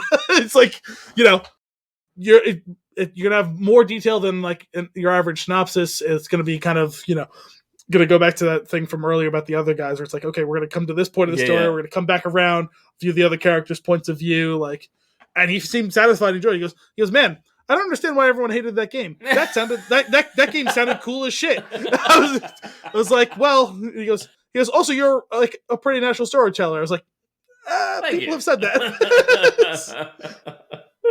That's awesome. Yeah. I don't know. I think I just kind of had my fill. Like, I might play it one or two more times and see if I get like a little bit more hooked, but I know nothing about how that story is delivered, so it could be one of those things where like you finally hit a big thing that really grabs you, and it's like, okay, I'm in. Yeah, sometimes that happens, right? Where you have a game that's like, and then there's or like a book or a show where it's like, yeah, this is fine, and then the one thing happens, and you're like, I'm in. Well, you know what? Also, I don't fully get. It's like because there's so many like little things. Like there's different types of. You know, there's a bow. There's a slingshot. There's like this tripcaster thing where you like we shoot 2 lines down and something walks over it and something happens to it. Like there's explosive like things that you could drop and as traps. There's all these different things, and I'm not quite sure what the best way to use them is because I can pretty much get by with my bow, regular arrows, and the tip of a spear. And so far, I haven't had to specifically use one of the other things, like unless like the mission was like get 3 trips with this. It's like no, like so I found like okay, this is a pretty cool moment. I'm breaking into this camp. I have to blow a hole in the wall to let everybody on the outside in so that we could take it over. And then there's this like gigantic dinosaur thing that breathes fire. And I was like, okay, so once I sneak in, I make my way to the barrels, I shoot the barrels, they explode, the gate opens. The next stage starts where like everybody rushes in. Now we got to take everybody out that's inside these walls, including this gigantic dinosaur thing. I was like, okay. So I'm like running around and just hitting people with my stick because I found that if I run fast and dodge enough that I'm pretty much invincible. And so I've been doing that and I'll, stab, light attack. You're kind of weak. Big attack, knock you down. And then here comes the giant dinosaur thing. I have literally no idea what to do with this thing. So with regular arrows, I just keep jumping because I have a perk that when I'm jumping with the bow drawn, it slows time down. So by continually doing that, the thing can't really move. And I just keep shooting it with arrows and eventually it dies. Like in the midst of all this, I had to recraft 40 more arrows because they don't do much damage. Yeah. But I took it down and I was like, that was kind of underwhelming. And I was like, I can get by this. It feels to me that I can get by this whole game without like learning. Like there's all of these things, but do I really need to learn how to use them if I could just do this and get by? See, I hate that. When you're going to give me all these different like things, whatever your natural play style is always going to gravitate towards a certain way, right? But if you come up with a really great and comprehensive suite of like weapons and powers and all that sort of stuff, even if you are truly egalitarian in the way you deploy them at all times, to know that in your back pocket, okay, I know that this situation allows me to do this thing and I can trust. There's so many times where like you'll play a game. I remember playing the first Dragon Age actually, and I played like as a rogue character in my first one. I was like, oh, that sounds cool. Let's do that. I want to be an archer. I've always liked like archer type characters. Mm-hmm. And it's like, oh, you have like these traps and you have this bow and arrow, and it's like cool. And it's like, okay, let me put a trap down. And it takes like 45 minutes to put the trap down. In which case, like, someone has already killed me before the trap has been initiated. And I was like, well, that was pointless. I guess never using maybe those. Yeah, I was like, well, maybe we'll try it again sometime where like there isn't someone trying to shove a sword up my ass while I'm trying to deploy this. Surely at some point I will have time to deploy one of these traps in a way that will be satisfying because I have time to do it before someone's stabbing me. Mm-hmm. My bow should be great. And I'm shooting a person, and now they're trying to slice me with their sword, and I'm going to run away. I can't run away. I'm trying to shoot them with the bow. They've stabbed me. My character has automatically pulled his knives out without my asking him to. Right. I guess I'll just play with the knives from now on. Yeah, that type of thing. Like, and that's it's funny because like I'm always my interest is always piqued. I'm like, ooh, okay, a magic character. I've never really done that. Maybe I'll do that. Ooh, like a healer. Like I'll, and then ultimately I'm like just okay. Whichever one has the assault rifle or the sword. Like those are the two things that I'm probably going to end up doing anyway. Yeah. So, and that's what I go. Which is also the reason why I started Mass Effect Legendary Edition on like whatever that like boring one is, Soldier. Yeah, that's a pretty useless character, honestly. I've always felt. But like that's like kind of like the point where I'm coming at. And actually, the worst part for you is that in the Legendary Edition, they finally unlocked all of the weapons for any character. Because in like the original one, if you played, like I'm playing as a Vanguard in mine, Vanguard gets training in pistols and shotguns. And it's like, okay, great. Now in the original version, you were totally untrained in the sniper rifle and assault rifle. And what that meant is it's like you had never seen a sniper rifle before in your life, and you like rubbed your hand along the assault rifle once in your life. Okay. But you were like a god with the shotgun and a pistol. And it's like, that doesn't seem super realistic, because if that were the case, why would they have strapped the other ones onto your back? Right. So for this one, what they did is, okay, you can use any of the weapons. They are going to just be stock version of those weapons. When you use them, the ones that you're trained in, you get the special powers for and like the upgrades for. And it's like, okay, that makes infinitely more sense, because if I'm super trained in my shotgun, you put me on a battlefield where there's a bunch of guys 100 yards away, I'm going to whip out my fucking sniper rifle and shoot them in the head. And I don't care if it doesn't one-shot them. The point is, they can shoot me and I can't shoot them. And if I try and run to get closer to them to shoot them, they're going to kill me. Yeah. So let me try and even the playing field here slightly. It's a much better way to manage things. The only benefit to the soldier class in the original game was that you could use all the guns. Yeah. Because you got 0 powers. Yeah. So now you're basically on the same level. Now you get the individual like perks of each of those guns. Yeah. But they're not enough to warrant I mean, I don't know, like I've got them all pretty specced out in a good way where I know which one to equip for which type of person I'm going after. Sure, my point is, I'm just saying like the marginal increase of those like upgrades of the guns isn't offset by the lack of powers you have. Gotcha. And what are the powers? Like what kind of things can you do with them? Well, it depends on what type of character you're playing as. So, like, if you're playing as an engineer, it's predominantly, like, debuff type of, like, things. So, like, there's one that if you lob it, anyone who's in the range of the mine that you detonate, their guns stop working for a period of time. And also, they take a bit of damage on the detonation of the mine. They may even take a bit of damage after they try and fire the gun and it doesn't work. You could throw something that strips their shields off. You know, you can...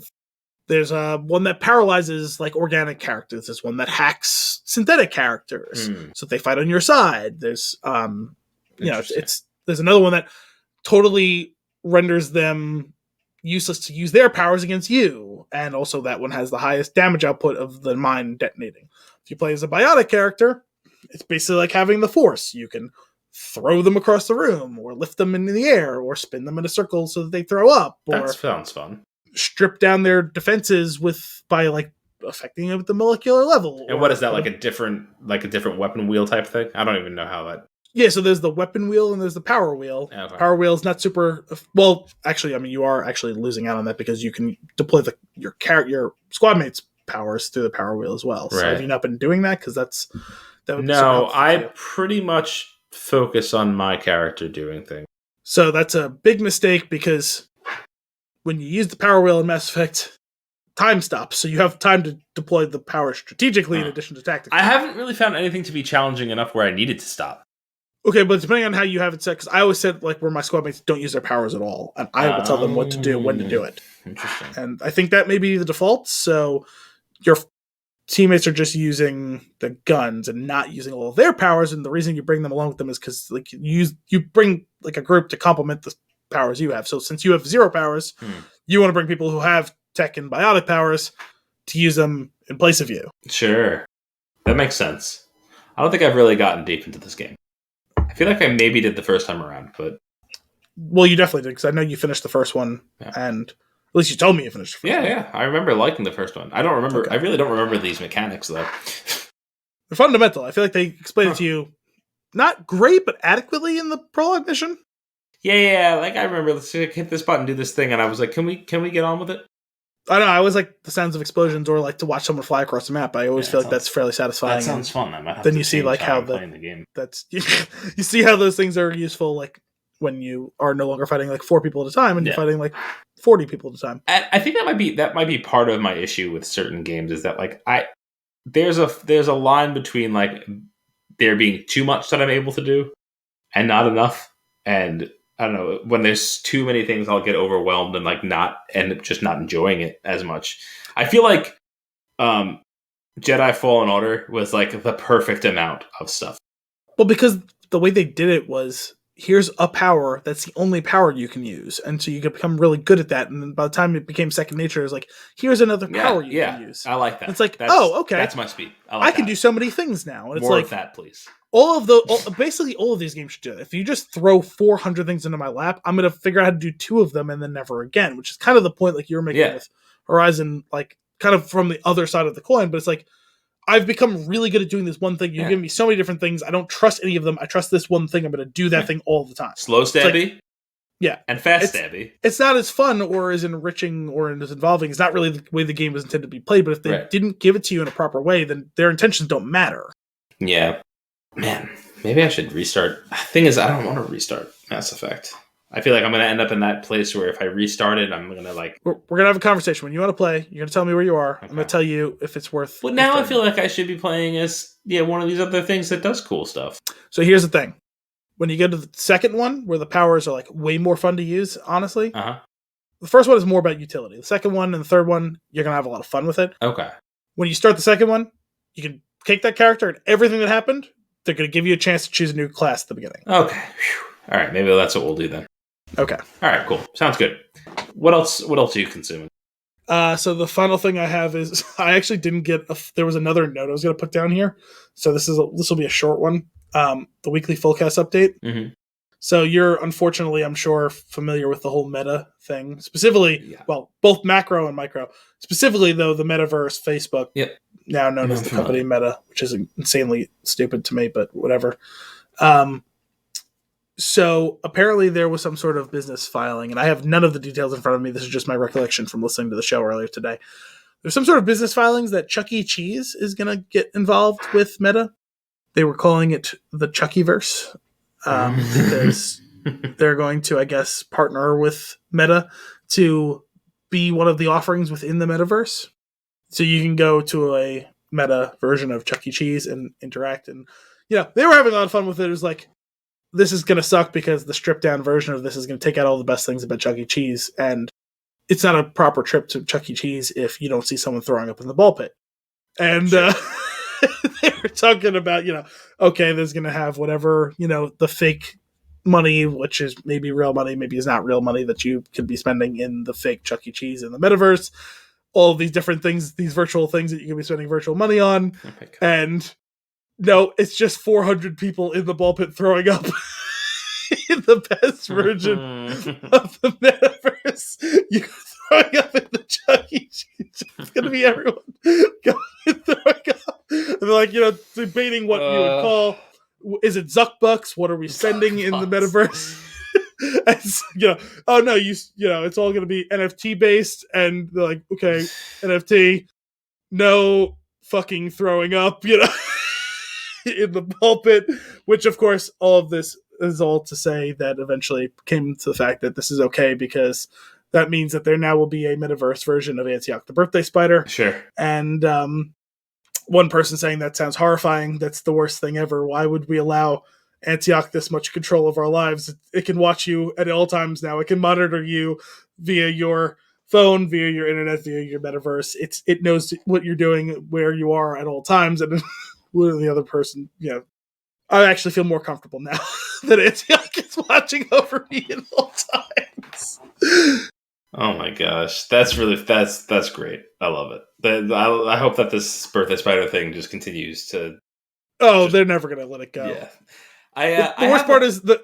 What's up? I have a fond memory of going to Chuck E. Cheese as a kid, and I thought you were gonna say you have a fond memory of Antioch the Birthday Spider. But it was always for like some birthday party or whatever, and there was never the one that we went to. Like, there weren't coins or anything. You just went to the games and hit start.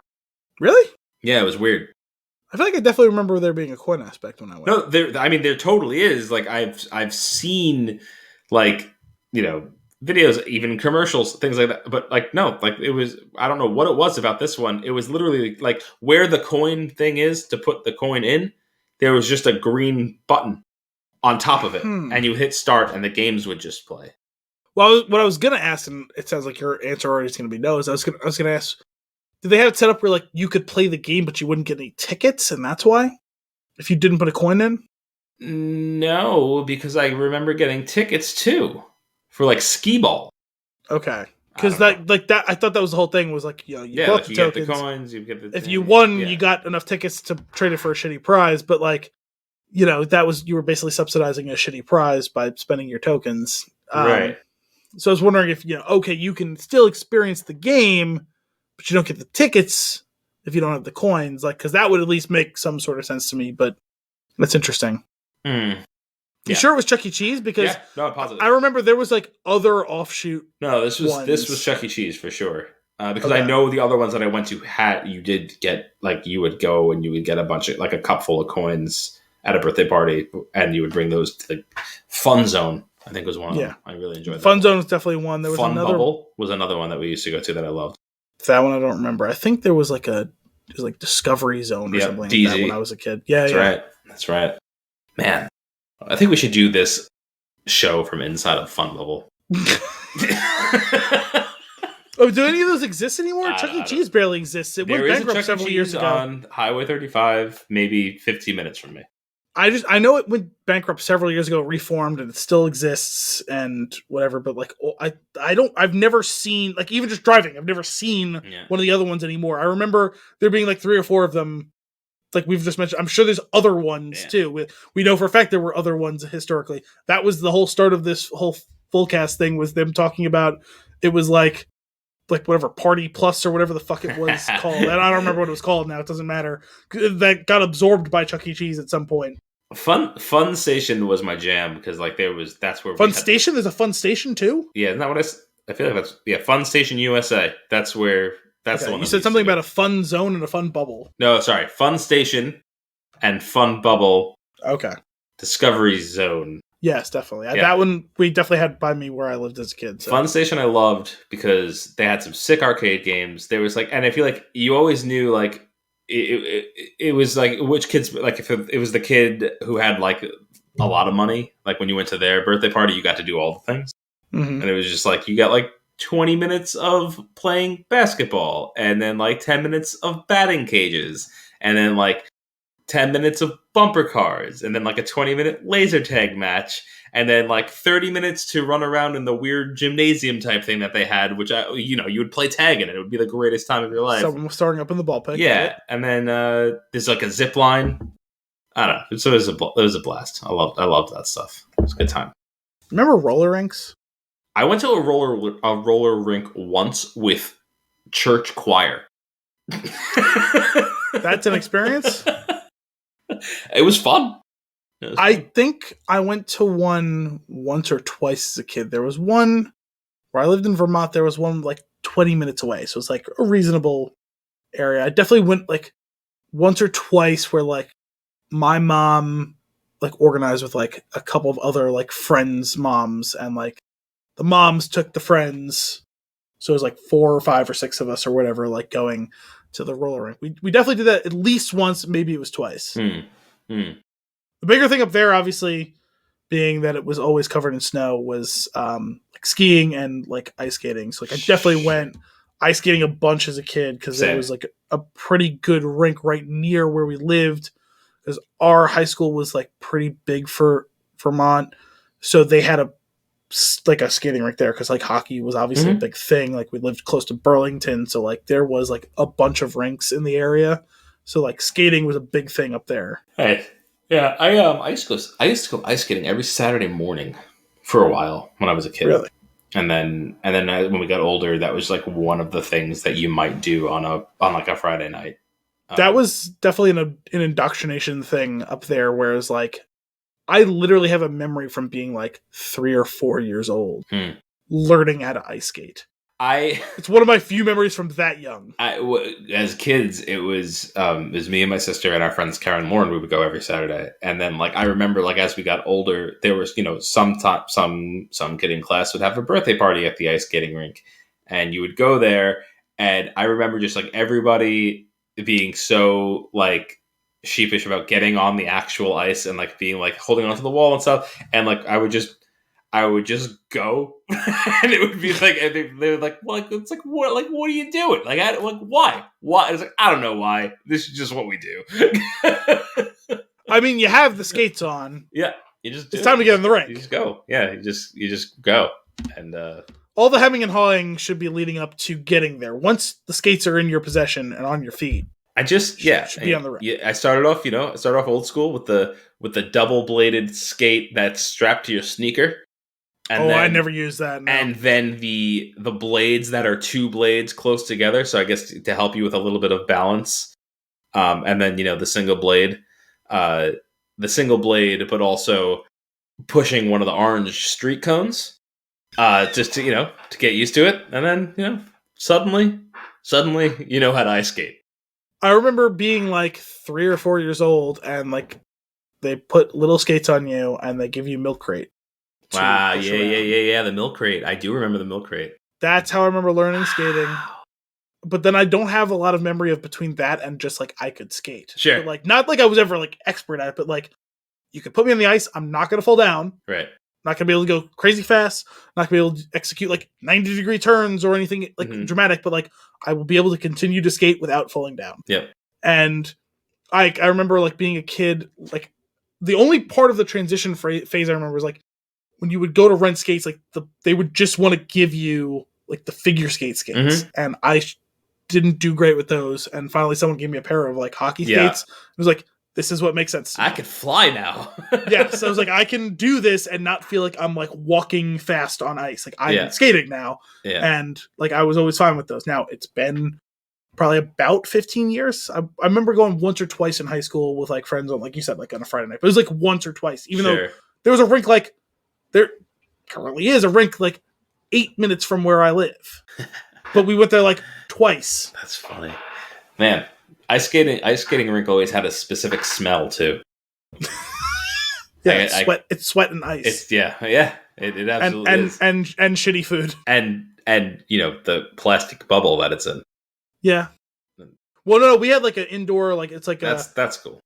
Because it's like like youth hockey and stuff is played here, so it's like they actually, I think technically there's 2 rinks in there.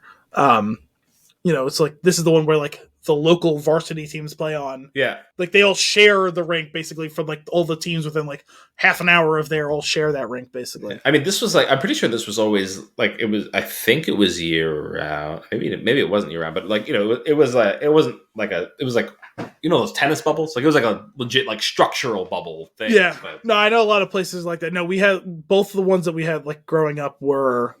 It was a building that had a rink or 2 in it because like they played games there. Nice. That's cool. Cool. Ice skating, man. That's crazy. Not something I thought I was going to be talking about today. No. Fond memories. You know what? There's one thing actually. You could put it on. It may be like in like a top 10 list of things that I hate. Is ice skating on like shitty ice? Yeah, it's the worst. It's like nails on a chalkboard. It's like you can't go anywhere. You are basically just stabbing your blades and walking. Like, what's the point? Yeah, what is the skating. point?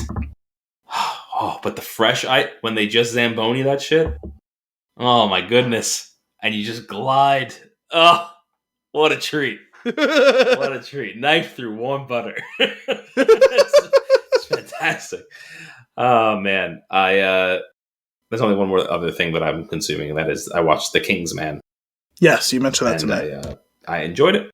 It's funny because I was watching Golden Circle last night.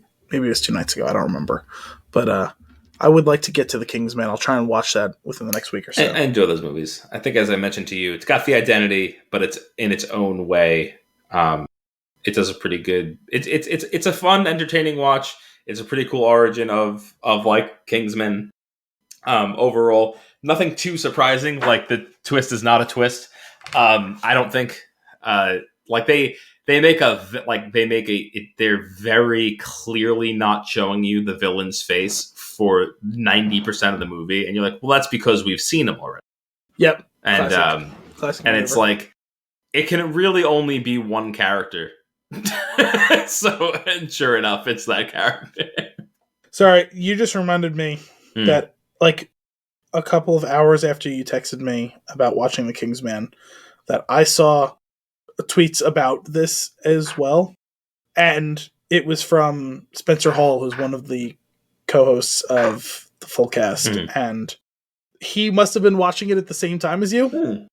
Basically, is the way the timeline works up. I gotta scroll back now because I totally forgot to link this, and this is not great podcasting, but I need to find this because I started laughing because it was not exactly the same experience that you had.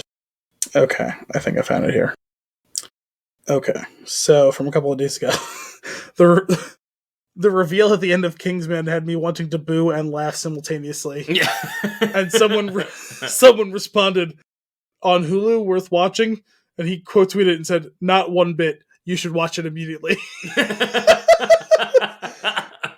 And then his response to his original thing about wanting to boo and laugh simultaneously was, they should make another Kingsman movie, and it should be even worse and more enthusiastic than the others. Then they should do it again, but even more enthusiastically terrible than that one. Yeah. I think, I don't know if I told you this, but like, I don't know that I've ever had an experience watching a movie where I was like, I believe they call, like, I hate saying it because my old roommate used to use this phrase way too often. Michael Warren? Yeah. There's a jump the shark moment. You've probably heard him say that, but it's just like, but it does was he overuse that phrase? He does. But it was so, I was like completely enthralled of like, in like the moment of what was happening, that when a particular thing goes down, I literally gasped and clutched my face. And I was like, huh, that's never happened. I was like, if I had pearls, I would clutch them. I would clutch them. It's been nearly 50 years. Is someone gonna do? I'm sure someone already has. Just for whatever reason, it's just not there's no reference point in my head. Is someone gonna do a jumping of the shark, like a literal jumping of the shark? I would imagine like Jackass has done it, right? Maybe, but I meant like in like a normal like fictional movie or television show. I hope so. Like it's been long enough now that like I think Adam McKay will do it. It's been such a that phrase has existed for so long that there are more people who have used or heard that phrase who don't know the reference than who do. Right. So at this point, hasn't it like the statute of limitations run out where someone needs to do it earnestly but obviously ironically? Right. And like going forward, people will say jump the shark in reference to that instead. Yes. Yeah. Or like, oh my gosh, they jumped the shark. That's funny. It's like art imitating life, and it's like not realizing that it's an homage to the original thing from Happy Days. Like it. I think we need to make that happen. We'll have Diane Kruger jump the shark. Oh my god! This is all just. We need to start writing down the plans for our final episode. This is all a Ponzi scheme for us. So eventually, one of us is going to win the lotto. We're going to make a movie. We're going to cast Diane Kruger. We're going to pay her 200% over market value to be in our movie. She can't say no. I think when we cut scope on this, I think it's just going to be like doing a Kickstarter to get like a cameo. Do the intro to the show. I forget who was it. Kenneth Branagh we were talking about last week or before doing a cameo. Yeah. I looked it up. He's not on cameo. Damn. Al, is it time for fun and games? Sure. Fun and games part 2. Sure, or 1.5 because we didn't really get into the Wordle. There was an original fun and games. This is a secondary fun and games. We'll return to the fun and games in the Bobus Wordle Fett. Exactly. Sure. Is it my turn to guess? Yes. Oh, okay. So you have a movie. I do. All right, excellent. Is this movie part of a series? No. Just give me 1 second though, because I keep not having it ready on IMDb. That's fine. And so I want to. That's not how you spell IMDb. Okay, I have the movie. You have one in. Sorry. It's not part of a series. Did this movie come out before the year 1990? No. This movie come out before the year 2000? No. Okay. Did this movie come out before the year 2010? Did your lights just flicker? Yes. I thought my lights were flickering. And then when you looked up, I was really concerned. I was like, is it happening everywhere? Is this the aliens? This is the end. Diane Kruger, we're sorry we didn't have you on the show. We ran out of time. Yes, that was my lights flickering. No, this movie... Sorry, what was the question you just Did asked? it come out before 2010? Oh, then also the answer for that is yes. Okay, so we're between 2000 and 2010. Is this an action? Right. No. Comedy? Yes. Okay. Ensemble? No. Okay. Buddy? Can you finish that sentence? It's a buddy comedy? Yes. I just want to be... no, okay. We're just burning through it. We're getting there fast. We're knocking some... All right, we got a buddy comedy. I would say so, yes. Okay. All right. Though, honestly, like, most comedies kind of are a buddy comedy. I don't know. I feel like you've got your rom-coms that are not. You've got your ensembles that are like expanded buddy comedies, and then that's what I'm saying is like even like an ensemble is kind of a buddy, right? But it wasn't an ensemble, so I think it's really narrows focus. That's fine. I wasn't going to poke holes in you. I was thinking about it in service of answering the question, and I'm like, kind of every like major comedy I can think of is from a certain point of view is kind of like a buddy comedy. Nice. Does it take place? It's worth it because can I think of anything that doesn't? Were you burned by Blazing Saddles? I am a little bit. I'm still a little bit hurt by that one. Buddy comedy from is this a movie that you and I commonly quote? Commonly quote? No. Okay. I don't want to say that we've never quoted it, but sure. This wouldn't be in the inner circle of most quotables by us. Will Ferrell in this movie? Yes. That's 10. Okay. John C. Reilly in this movie? No. Would you do a movie that we talked at length about already today? Mark Wahlberg in this movie? No. All right, cool. Also, I think actually that might have come out in 2010. Okay. We got a Will Ferrell. Ferrell? I'm pretty sure it's Ferrell. I don't think this is a Basinger situation. Farrell? 20. Wait a minute. Now I forgot where I was at. Between 2000. Okay, it's the aughts. All right.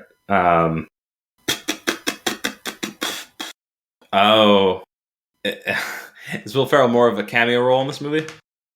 He's not the lead. He's not the lead. So I was honestly a little surprised that you picked him to reference, considering you already. We'll get into it after. It's really the quotables thing, but whatever. Continue. Okay. Not an ensemble. A narrow focus. Will Ferrell's in it, but he's not the lead. But not a It sounds like more than a cameo then by that. To clarify this completely. Okay. Will Ferrell it's definitely a cameo role in Wedding Crashers. Sure. Okay. All right. My point is, he's definitely not the lead in that movie, but he's in it.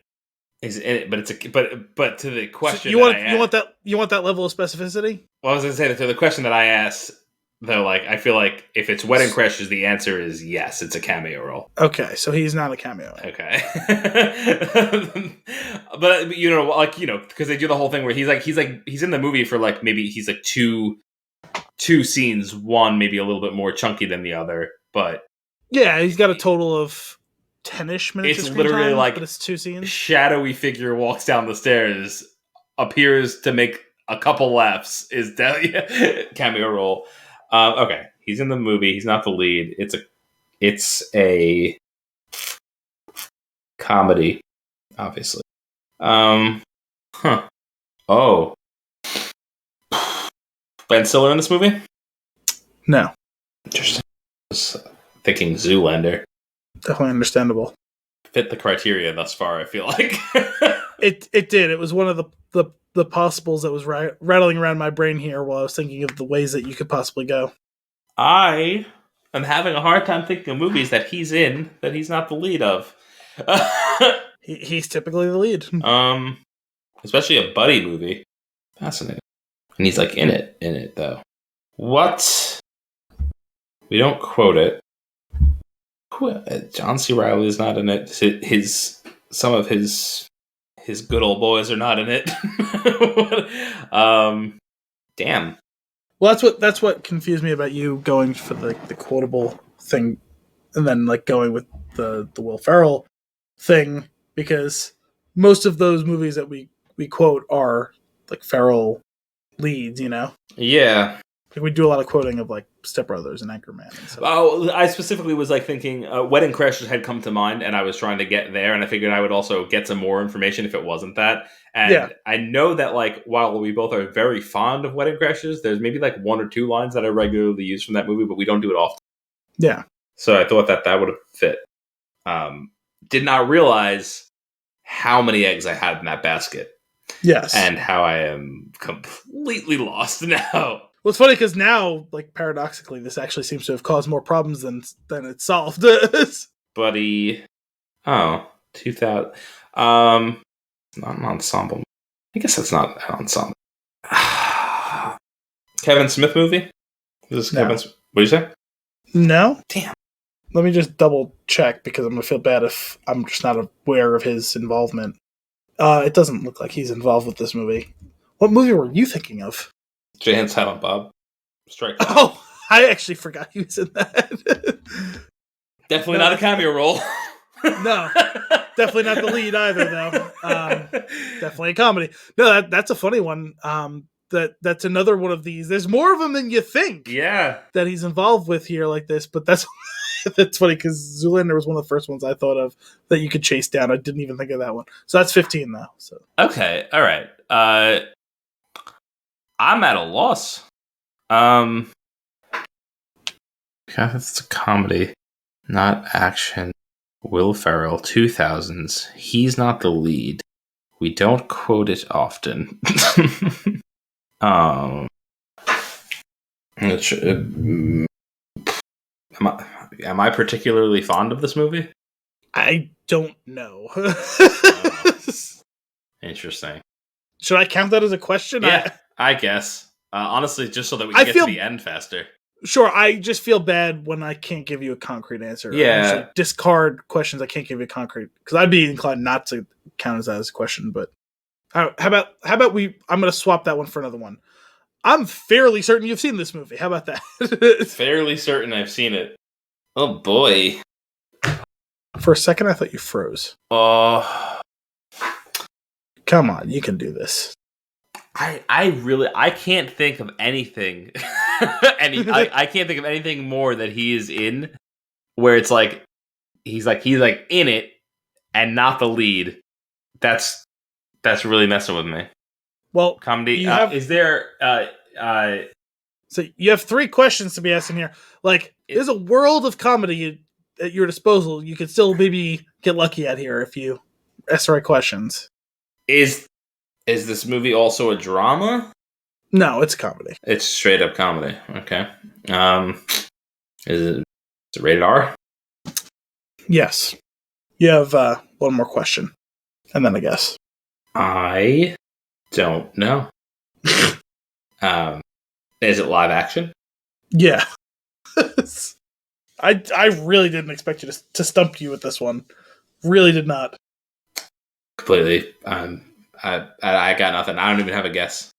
You sure? Yeah. So it's old school? Old School's not an ensemble movie? I wouldn't consider it an ensemble movie. It's really Luke Wilson, and then like Vince Vaughn and Will Ferrell are there for the ride. Like, wow. Yeah, I had completely ruled it out by that. I'm sorry. That's okay. No, I wouldn't consider that an ensemble. I guess movie. that's like 40-Year-Old Virgin's an ensemble comedy. Is Anchorman? That one's right on the edge. Yeah, I see. Like that one, I would say is probably an ensemble. I feel like Luke Wilson, Vince Vaughn. While there's like a primary story around, it's basically Luke Wilson's character, but like the other two are very much like I feel like mains in the movie. Sure, but like that's still like we've typically said like 1 to 3 is not. I feel like a buddy comedy is like a pair or like a duo like that are going through. Sure, but like I still feel like that's mostly him and Vince Vaughn. But like it's like 3 buddies. Like I don't know. Like I wouldn't call Without a Paddle an ensemble. Like that's 3 guys. That's a fair point. But Anchorman probably I would cross that over to like because there's 4 of them. Like and plus on top of that like other characters that get like a decent amount like 40-Year-Old Virgin, like it's the 4 of them plus like a decent amount of other characters that get like heavy involvement. Like I would really call this the 3 of them. I would argue that 40-Year-Old Virgin is closer to Old School in that we're following Steve Carell's character as the main versus the ensemble. Sure, but like he gets like a bunch of group scenes with the 4 of them, and then discrete scenes with him and one character, him and one character, him and one character, and then there's other characters who even get storylines as well. Well, I mean, Frank the Tank's got his own storyline. Sure, but I'm saying like that's 3 of them. It's it's Luke Wilson or it's the 3 of them, and if it's just 2 people, it's like him and Vince Vaughn. It's kind of on the edge, but I don't really think of that as like an ensemble. Gotcha. I don't know. Gotcha. In my mind, I had ruled it out, which is why I was stumped. But that's probably just logistics. It is kind of on the edge, but like I would definitely lean like 60-40 not ensemble. I feel like I'm gonna not even bother with the ensemble question anymore. I think it's a tough one for comedies. Yeah, that's fair. Like dramas, I think that can be a useful question. Mm-hmm. Like the movie we're doing tonight, I would call this an ensemble drama. The movie we're doing tonight, I would call travesty. Regardless, but that's an opinion. We're talking about. That's what I should have. That's a great question. Is this movie a delight? Is this is the Phantom Thread? Yes. Amazing. Well, you got me. I wasn't intending to, and I certainly wasn't trying to. Like in my mind, it really that's fair. I really didn't think of it as an ensemble. I That's don't fair. know, because especially like if you have like there's 3 people in a villain, because like Piven gets like a decent amount of like story, but like he's separate from the group. Like, he's over there doing his thing. You know we also spend a lot of time with like the entire group in the house. I don't know. Yeah, but none of them gets to be a character though. Like the peak, like the one that you measure everything against, right, is probably like Lord of the Rings, right? There's 9 characters. They travel around together for a long time. They each get to be a character, obviously some more than others. Even after the first one, when they split up, it's a group of 2, and a group of 3 that becomes a group of 4. Multiple storylines going on. Yeah, and like we are deeply following 3 groups of characters. Yeah. Like that's like peak ensemble. Like couldn't even have a question that's an ensemble, right? Yeah. Yeah. But like I think for dramas, I think that can be a really useful. Like the Phantom Thread is not an ensemble. There's just 2 characters that matter with a third who kind of matters. Like I think and then for the comedies, it definitely comes down to perspective. I feel like I would probably rule it out from being a question that we asked if it's like if we're already in comedy territory. Because if I had picked old school and you had asked if it was an ensemble, I think I would have, without hesitation, just said yes. Okay, and then maybe would have thrown you off in the opposite direction. Yeah, you know what I mean. I was really surprised. Well, the thing was, even with that though, once you got Ferrell and you knew he wasn't the lead, I still thought you were going to get it because you had a bunch of questions and he's only in a couple. I thought even if like you disagreed with that, like you would like circle back around. Yeah, I just my gut in thinking about that movie is like I consider him like a co-lead because I consider those three guys to be kind of, yeah, but like I still feel like he's very distinctly third place in that. I don't know. That's right. I think we both have valid arguments for the movie. Yeah, no, that's why I just don't want you to feel about the loss. Yeah, and I don't want you to feel led astray because that obviously is not my intention. Of course, I firmly thought that when you guessed Ferrell at like the 9th one, I was like, oh, he's got this. He's got it. It's in the bag. This is easy. This is easy. Not in the bag at all. Outside the bag. Right in the neck. Cool. I think it's time for our flick of the week. The Power of the Dog, released in 2021, rated R, with a 400-day runtime. Sorry, a 2-hour and 6-minute runtime. I read that wrong. Charismatic rancher Phil Burbank, debatable, inspires fear and awe in those around him. When his brother brings home a new wife and her son, Phil torments them until he finds himself exposed to the possibility of love. Okay.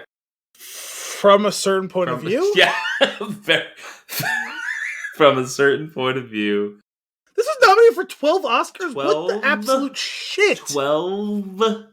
I knew it was multiple. Oscars. Hang on. Because we talked about a bit of it, obviously, a few weeks ago when they came out with them. I'm going to read them off to you right now. Mm-hmm. Before we get to any tweet length or anything like that, we got to deal with this now. Sure. Best performance by an actor in a supporting role, Cody Smith-McPhee, which we know. Sure. I hate the order of these things because I know for a fact there's another nomination in that same fucking category that's not listed next in line. Best Adapted Screenplay, Jane Campion. Best Achievement in Directing, Jane Campion. Best Motion Picture. Best Performance by an Actor in a Supporting Role. That's the one I was thinking of. Mm-hmm. Jesse Plemons. Best Performance by an Actor in a Leading Role, Benedict Cumberbatch. Best Performance by an Actress in a Supporting Role, Kirsten Dunst. Best Achievement in Production Design. Best Sound. Best Achievement in Cinematography. Best Achievement in Film Editing, Best Achievement in Music Written for Motion Pictures Original Score. Mm-hmm. Pensive music. That seems like less than 12, but I guess it's 12. That's a lot. That's a lot of unnecessary recognition. Well, you know what the thing is? You and I have been pretty forthcoming in this. Mm-hmm. We're not qualified to critique whether it should be nominated for film editing. Sure. Actually, of all of the categories, that one I actually kind of did. There were a couple of moments that I thought were pretty stand out as far as the editing is concerned. Yeah, every once in a while that'll register for me. I don't have a recollection. I watched this a couple weeks ago now. I don't have a recollection of how I felt about the movie's editing in this movie. I'll give you one example. There's a bone-chilling scene of Kirsten Dunst playing the piano and Benedict Cumberbatch, did I say that right? Yes. Walking past her and going to the stairs and starting to make his way up the stairs without her noticing that he's in the room. And the cut to the door being open and the cut back to the door being closed upstairs. Like there was just that, it was already uncomfortably tense. And the way that they execute that, the clipping of all of the cameras that were set up for that one scene, I thought was pretty impressive.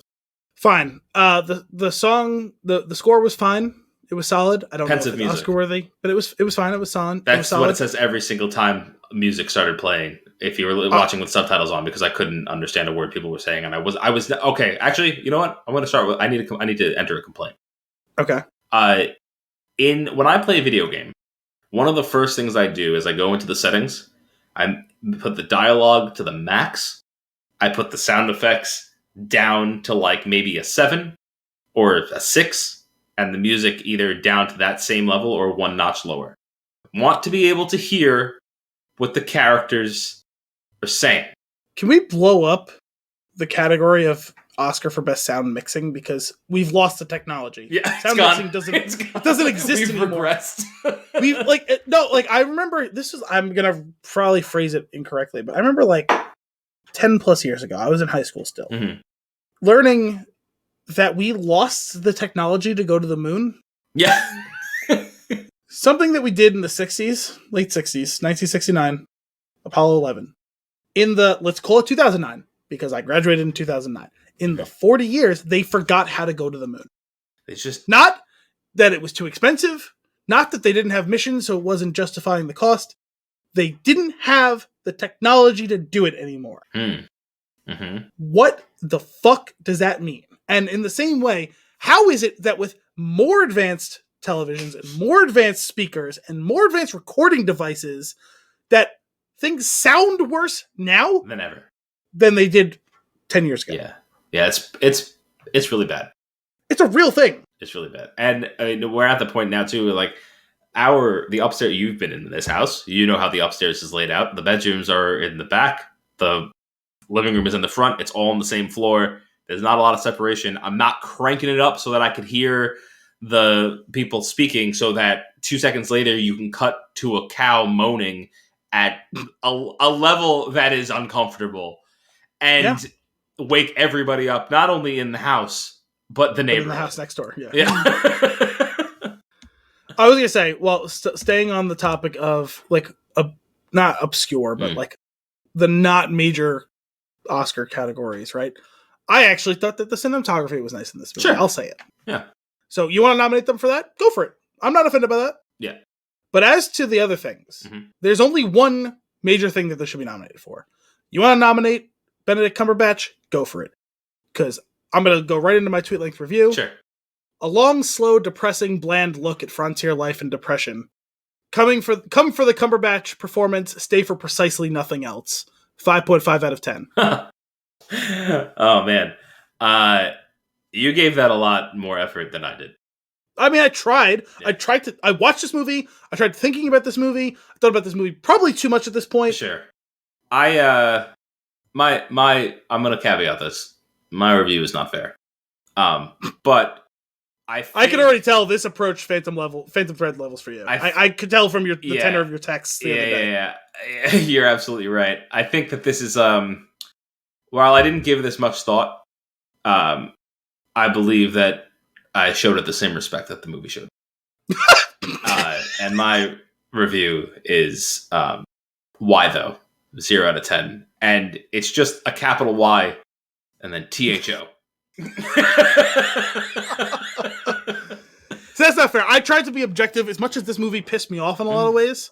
I tried to be objective and truly give it what I thought. I mean, I didn't spend hours like with a rubric. No, and there's I feel like we go back and forth a little bit on this too. Like if you want to critique like as a movie, like there are certain things that it does well. I'm reviewing this for me because I had a reaction to the quote unquote art that was in front of me and I hated it.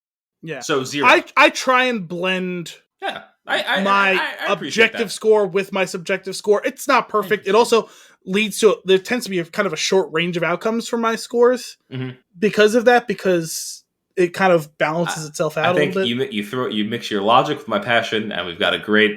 Let's average them out. We're landing at a 2.5 by default, but I am passionate about some of the things in this, sure. and to be fair, and that's why I'm going to kind of reject a 0. Cumberbatch is legitimately very good in this. Sure. And I thought that the other 3 actors / actresses that got nominated for this were also pretty good too. Not Oscar worthy. No. But like legitimately good. They're fine. Jesse Plemons was good. I disagree. Kirsten Dunst was good. I don't think Jesse Plemons was. I think Jesse Plemons was just Jesse Plemons standing there with the weird outfit on. I thought that they let him steer a lot in the first act or so of the movie, and I liked what he was doing with the character. I liked the tension that was set up between the 2 brothers in the beginning of the movie, and a lot of that was driven by how different his performance was from Cumberbatch's, because there was still a range of outcomes that Plemons, but after that, he just becomes awkward Jesse Plemons. He could have just been in Game Night from then on. Sure. I generally like Kirsten Dunst. They didn't give her a lot to do for like a while. Then she had a couple of really standout scenes. The scene you were talking about at the piano, the follow up to that scene where she's performing and then she can't perform, and then where she really starts to lose it in the depths of her alcoholism, and then when she gives away the hides. I thought of the rest of the cast, I thought she did the best, despite having the least consistent deployment within the movie. I thought Cody Smith-McPhee was pretty good too. I would put him up there with Benedict Cumberbatch. I think he did I think both of them stuck very well to the characters that they were playing. Sure, it's just a little all over as to when they're on screen and what they get to do, and Cumberbatch chews up the scenery like just about every time he's on screen. Sure. To the point of like honestly diminishing some of his co-stars at times, right? Not that I'm blaming him, but it's just like he kind of blots out. He's got extreme gravity. Everything is like coming towards him. Kind of by design, it seems too, right? Like he's just this like that character is just this force that is there. That is everybody has a feeling about him being in the room.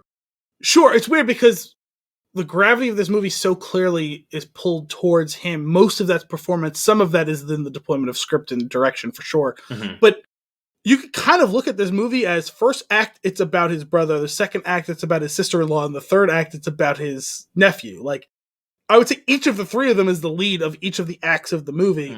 And he's never the lead, but yet he's the one who very clearly has all of the hallmarks of the lead in as to how important he is to the story. Sure. Yeah. I can also recognize that like there's maybe some people watch movies for different reasons. There isn't a reason why I watch this. Like for me, this is not a movie that I want to watch.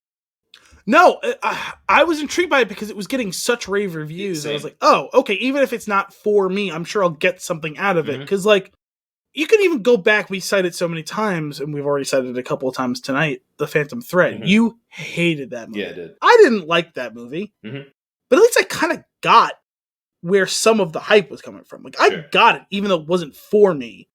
I don't really get it the way that... I spent some time this evening before we started recording reading about how other people felt about this movie, because I felt very strongly about it in a lot of ways.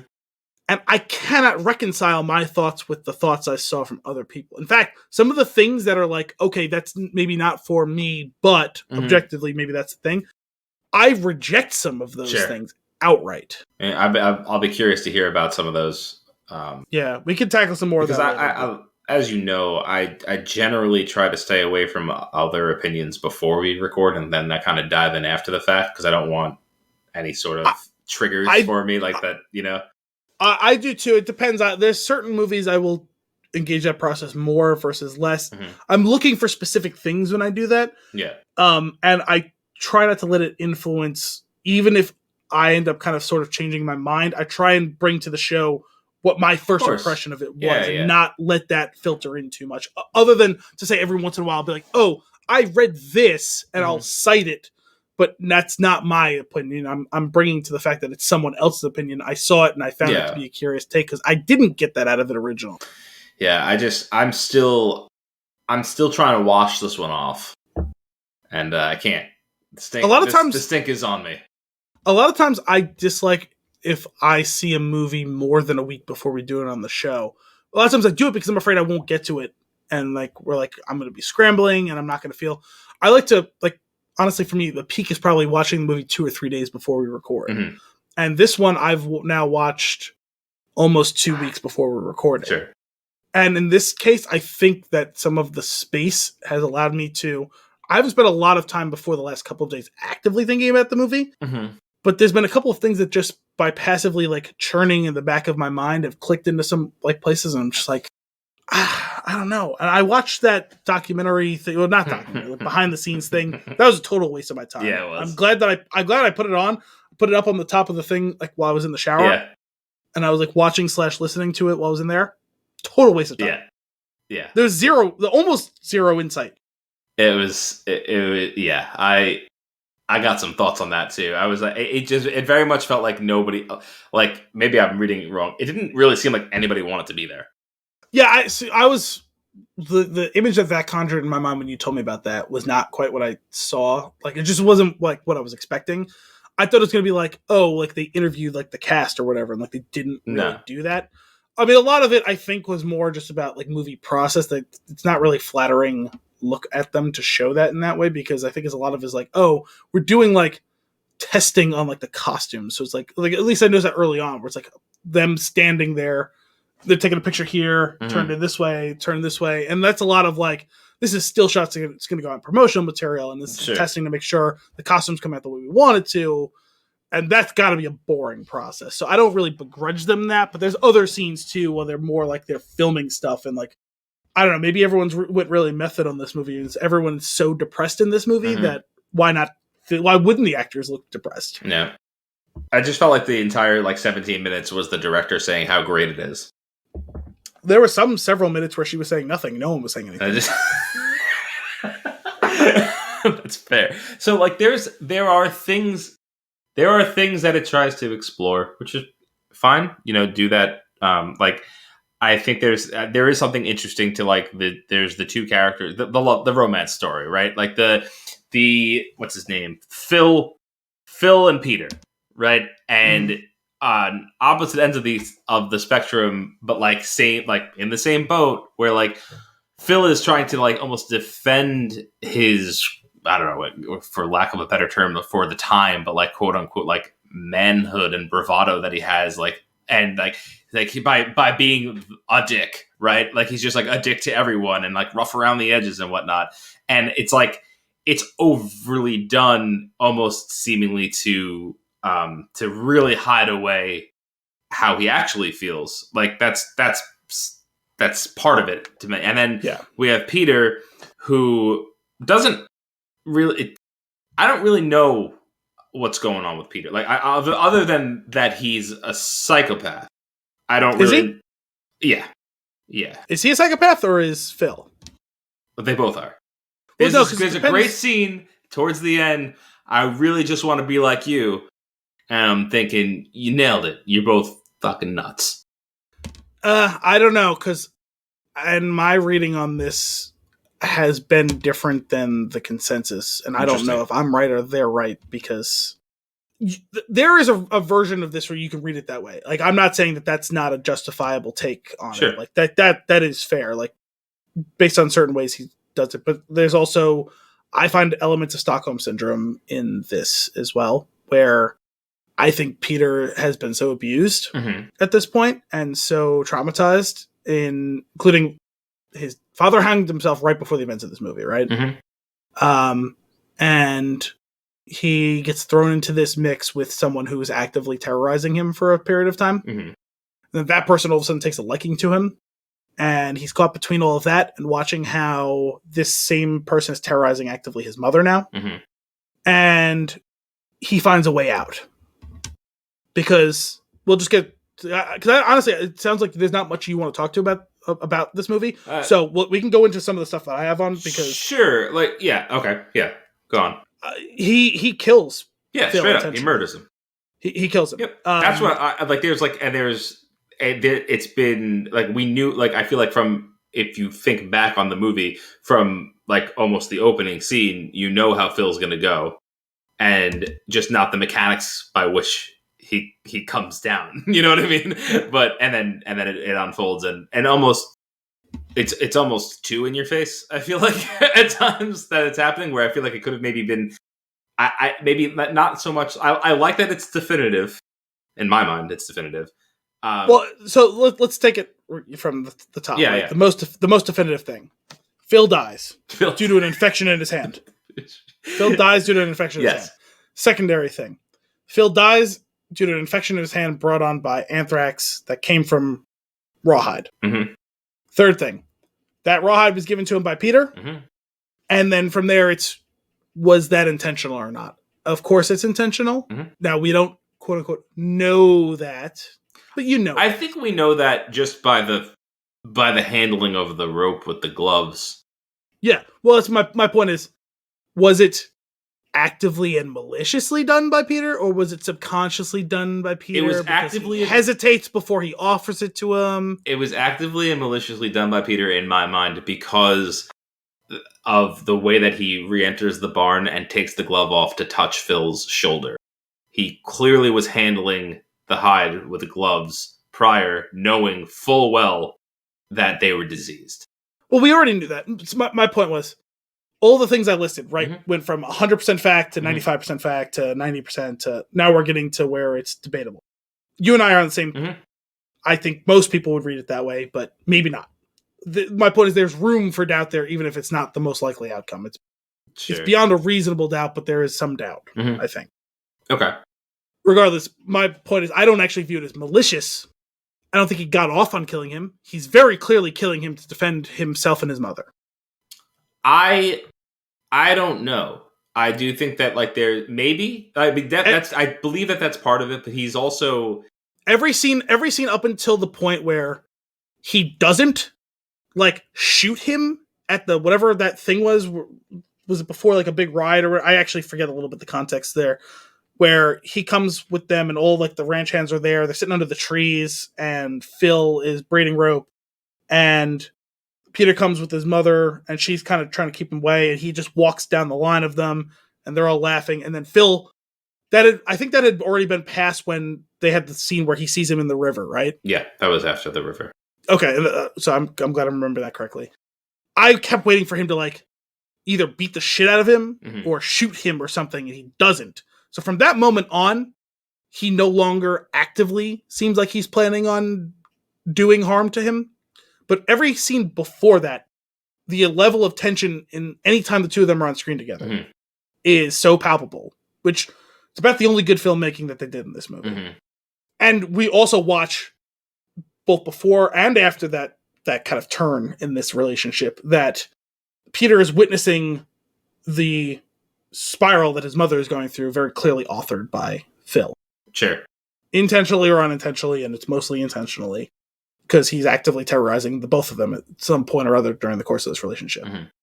I think it's kind of like a Stockholm Syndrome situation at this point, where it's like he's been battered and bruised by this guy, not physically so much as emotionally and mentally.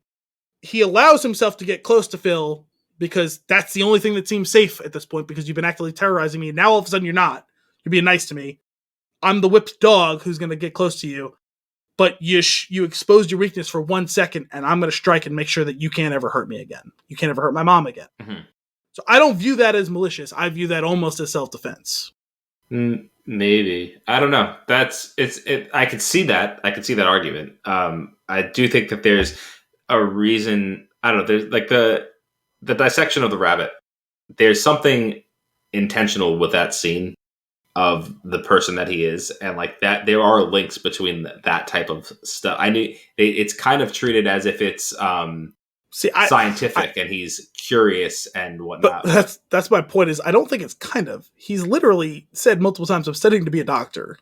Yeah, but there was like a weird... He has medical textbooks. He's going to higher education. I don't know if that was supposed to be high school or college. I'm not 100% sure how things worked back then. And then he doesn't kill the cow. He goes and dissects it. He's smart enough to put the gloves on. That's how we know it's intentional that he gives him the rope with the rawhide. And like that's why it's like almost certainly intentional that he killed him. He hesitates before offering it to him because he knows it's probably infected because he's studying the cow to figure out how it died. Now that's 1925. I always forget it. It was 23 when Pasteur discovered microbial life. Like I'm not 100% sure, but they obviously already knew what anthrax was. Yeah. So even if they didn't fully understand what bacteria was, they understood the disease, the principle behind that sort of disease, whatever. So all that I've read is he's the classic nerdy, doesn't know how to get his hands dirty. He's studying to be a doctor. He's looked down at because he's somewhat effete, like all that stuff. I understand how you could read it as maybe he's weird because he's killed the rabbit or whatever, but he never seems to be getting off on it. It's always seems to be from an intellectual standpoint, and it's in keeping with what he's ostensibly been studying in school. It wasn't so much that the getting off on it thing that was concerning me, but more of the like there's like a total lack of like squeamishness, like just the way, like especially like when he kills the other rabbit, right?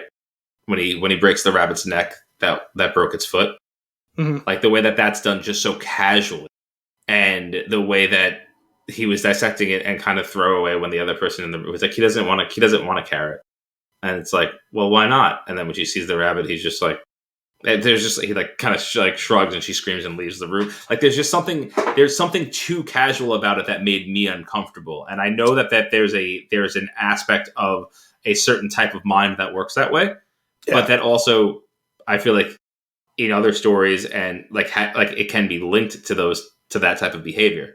And yeah, I will agree with you to the extent that like you can't rule out that this is a part of his post-traumatic stress disorder. I'm not ruling that at all. I do think that that's an absolutely valid angle, and I think it's possible that that's the case. I'm also kind of all of these things though that have happened maybe raise some questions for me about like the throwaway line about like, oh, he has this friend. It's like, does he have this friend? Did he kill this friend? I was like, did the father really hang himself? Like there were those were things that I was kind of curious about. Like he's the friend very thing smart. Like the friend thing, I'm more willing to get on board with in the sense of not that he killed his friend, but the friend just might not exist. Mm-hmm. Like it's just, oh yeah, mom, I'm normal. I have friends or whatever. Yeah. He doesn't go here. He goes from the next town over. You wouldn't know him. Yeah. Like my friend from Canada.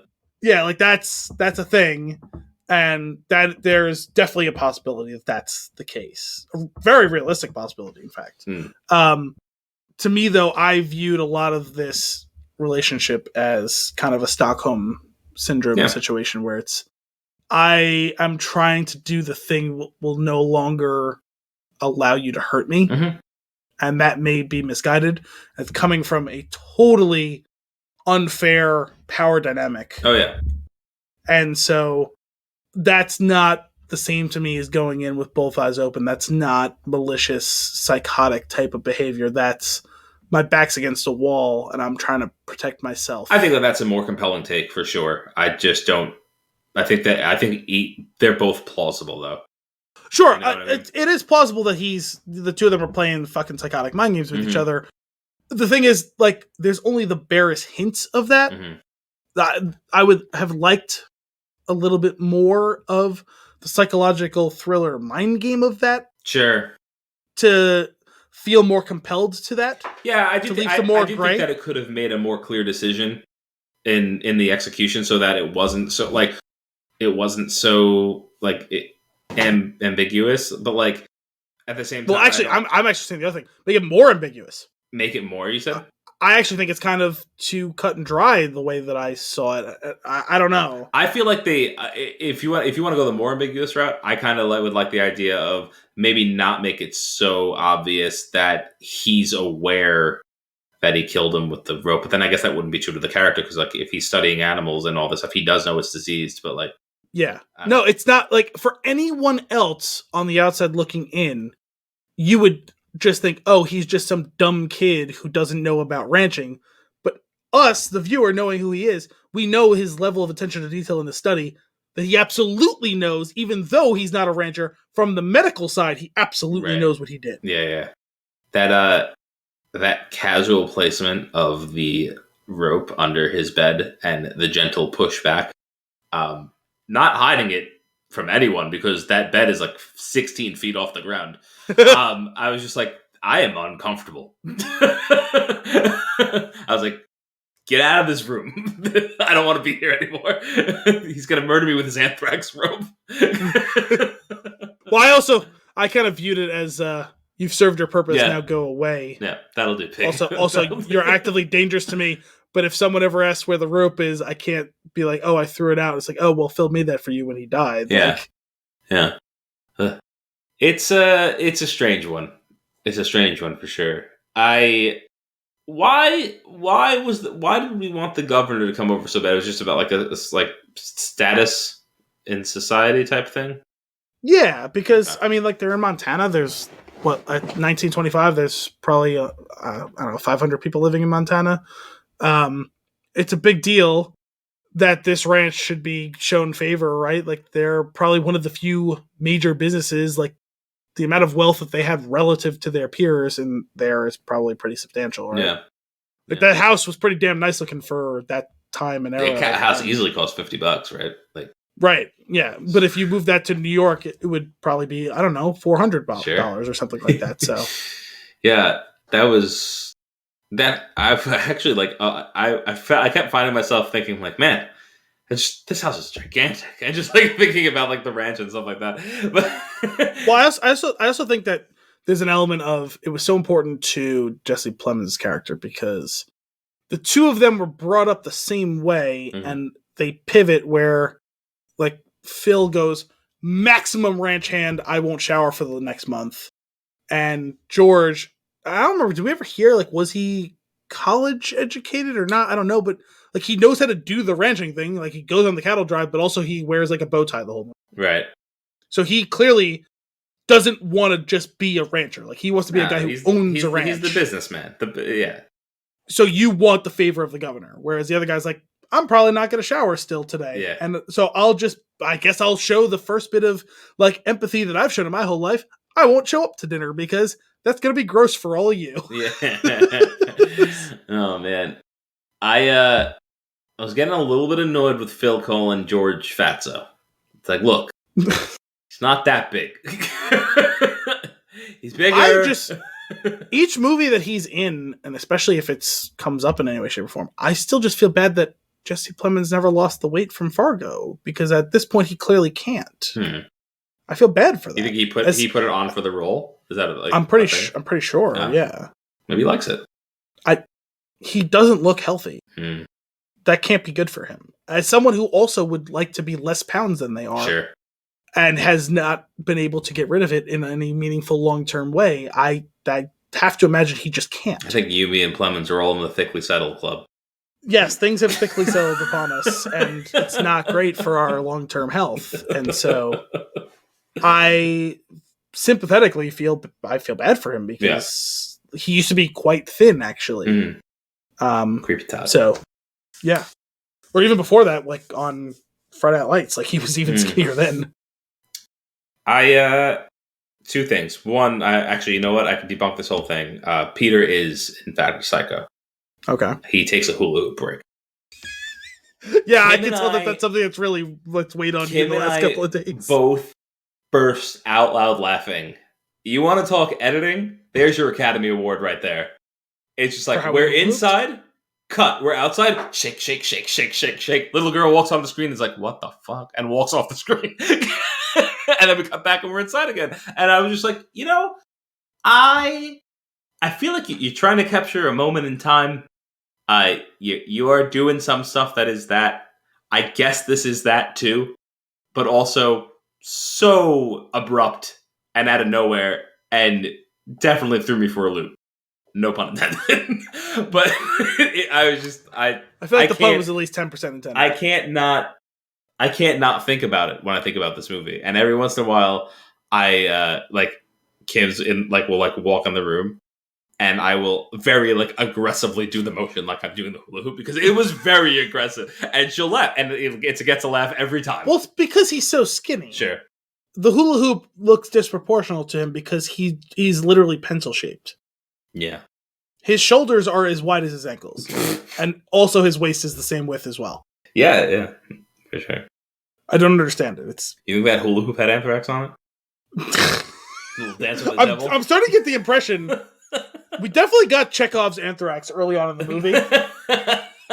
And so I definitely got the impression that in 1925 in Montana, everything was just covered in anthrax. 1925 Montana, where everything's covered in anthrax or a hula hoop. Well, also the hula hoop's covered in anthrax. Sure. So, you dig through the alleyway between your house and shed because most people whose houses have an alleyway, even though they're not in the middle of a city, and you're looking for your bottle of booze, anthrax. Cow cutting off its testicles without putting gloves on your hand, anthrax. Yeah. Hula hoop, anthrax. Rope, anthrax. This lovely baby grand piano, anthrax. Yeah. I some of that stuff, the leading up to Phil being killed by anthrax is so obvious. In that it's like, don't ever touch those things. Don't touch the diseased ones. You'll die. That's first line one of the movie. Also, God damn it, my hand is so cut and not healed for like weeks now, guys. But before that, even like when he is cutting off the testicle, he's just like, "You don't wear gloves? Never wear gloves. Never. I'll wear them. Just don't wear them. No. Gotta feel God it. no. Oh, I don't wear the gloves. They might have anthrax on them. Yeah, and then we get the cut, right? Yeah. Oh, that cut's pretty deep. That cut's real deep. Yeah, it's pretty deep. We should probably get that looked up. Yeah, it's a deep cut. It's a deep cut that nothing can happen to. Anthrax is on everything, but it won't be on my hand. Which is still bleeding. Yeah. When he puts it in the water days later? The time frame on that was not clear to me. Well, that's what I was getting at. Like, he just cut and his hand is just open forever. Phil went down quick. I don't feel so good. Gotta get dressed up to go to the doctor. That's a weird thing to have to do. Well, he had to go to town. Sure. You gotta be in your Sunday best. Think getting dressed up made him look more a mess. Oh, he looked at least 20% sicker because he was wearing clothes and not covered in dirt. Yeah. Well, I guess, he was ready to be placed right in the coffin, right? It's true. They didn't have to go through the whole typical, like, mortuary services of let's put some makeup on you and put you in this awkwardly shaped pine box. When Phil was dead, I feel like without saying it, George is probably like, it's kind of for the best. This has run its course. He's just. I really hated that relationship because, like, weirdly, they really do seem to love each other and also hate each other. Mm-hmm. I don't like that. Oh, you know what didn't pay off? What? Phil's paranoia. About? I don't know. There were two scenes that I can think of right now where Phil is very clearly scared. He's alone in the hotel and he's looking for his brother and he's not there and he's on edge. He's very on edge, and every little noise he's like looking over his shoulder. That was interesting. And then it happens again when they're in the house, and I guess they lock him in his bedroom so he can't. I don't really know what that was. Lock Phil in his bedroom? Yeah, George is like showing Rose where she could brush her teeth, and just before that, they lock. The key goes into the door handle and locks Phil's door, and he's like again paranoid and playing the banjo. Huh, I don't remember that one. I remember the first scene you're talking about. I remember. Sorry, I do remember the scene you're talking about. I don't remember that he locked the door. Yeah, Kim was wondering. Or no, maybe... actually, I think maybe the way I watched that scene, I assumed that George was locking the door so Phil couldn't get into them. That you think that they were locking the door so Phil couldn't get out? I don't know, and this actually could be a reason why maybe it shouldn't be up for editing, because the way that it cut, it looked like they were locking his door. But then Kim was like, maybe it's a joined bathroom door to the rooms, and they were locking the one side. Okay.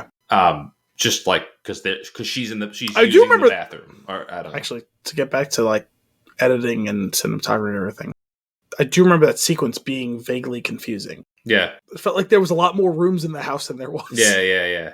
That was weird. I don't understand what that was, and I feel like are we trying to show that like he has this vulnerability and that maybe like I feel like there was just like a misconnection maybe between that and like when he was stuck in the mountains with Bronco Buck. What was it? Bronco Henry, and like maybe feeling scared and alone, and because he's not around him, like maybe that, like, because it seems like similar to what Phil is doing to Peter. I kind of wonder if that's what Bronco Henry did to Phil, and like there was some sort of trauma there that like we're not fully aware. Like he's obsessed, right? Phil is obsessed with BH. So let's get to this. Is some of what I was talking around for a while now. Mm-hmm. At what point are we going to stop lauding movies about repressed gay rage? Mm. That's not advancing the conversation. I understand why, like in the past. I follow you. Where like, oh, we're doing a story about gay people, but that's not okay because gay people aren't okay. This is my sarcastic voice. Yeah. But like, oh, that person was a tortured genius or whatever because they were gay. And it's like, maybe they were, but I think we've probably moved past that. point, right? It almost seems like it's holding back on progression, right? By this movie feels like doing it this it would have way. been revolutionary 15 years ago. Sure. This story. I could see that. Where like we're past that. Like we've had, well, I guess about 15, maybe more than 15 years ago now. We had a Brokeback Mountain. I never saw that movie, and I know that that's not a gay rage situation, right? But like, it seems like that more eloquently, from what I know about the movie, did this story than this one did.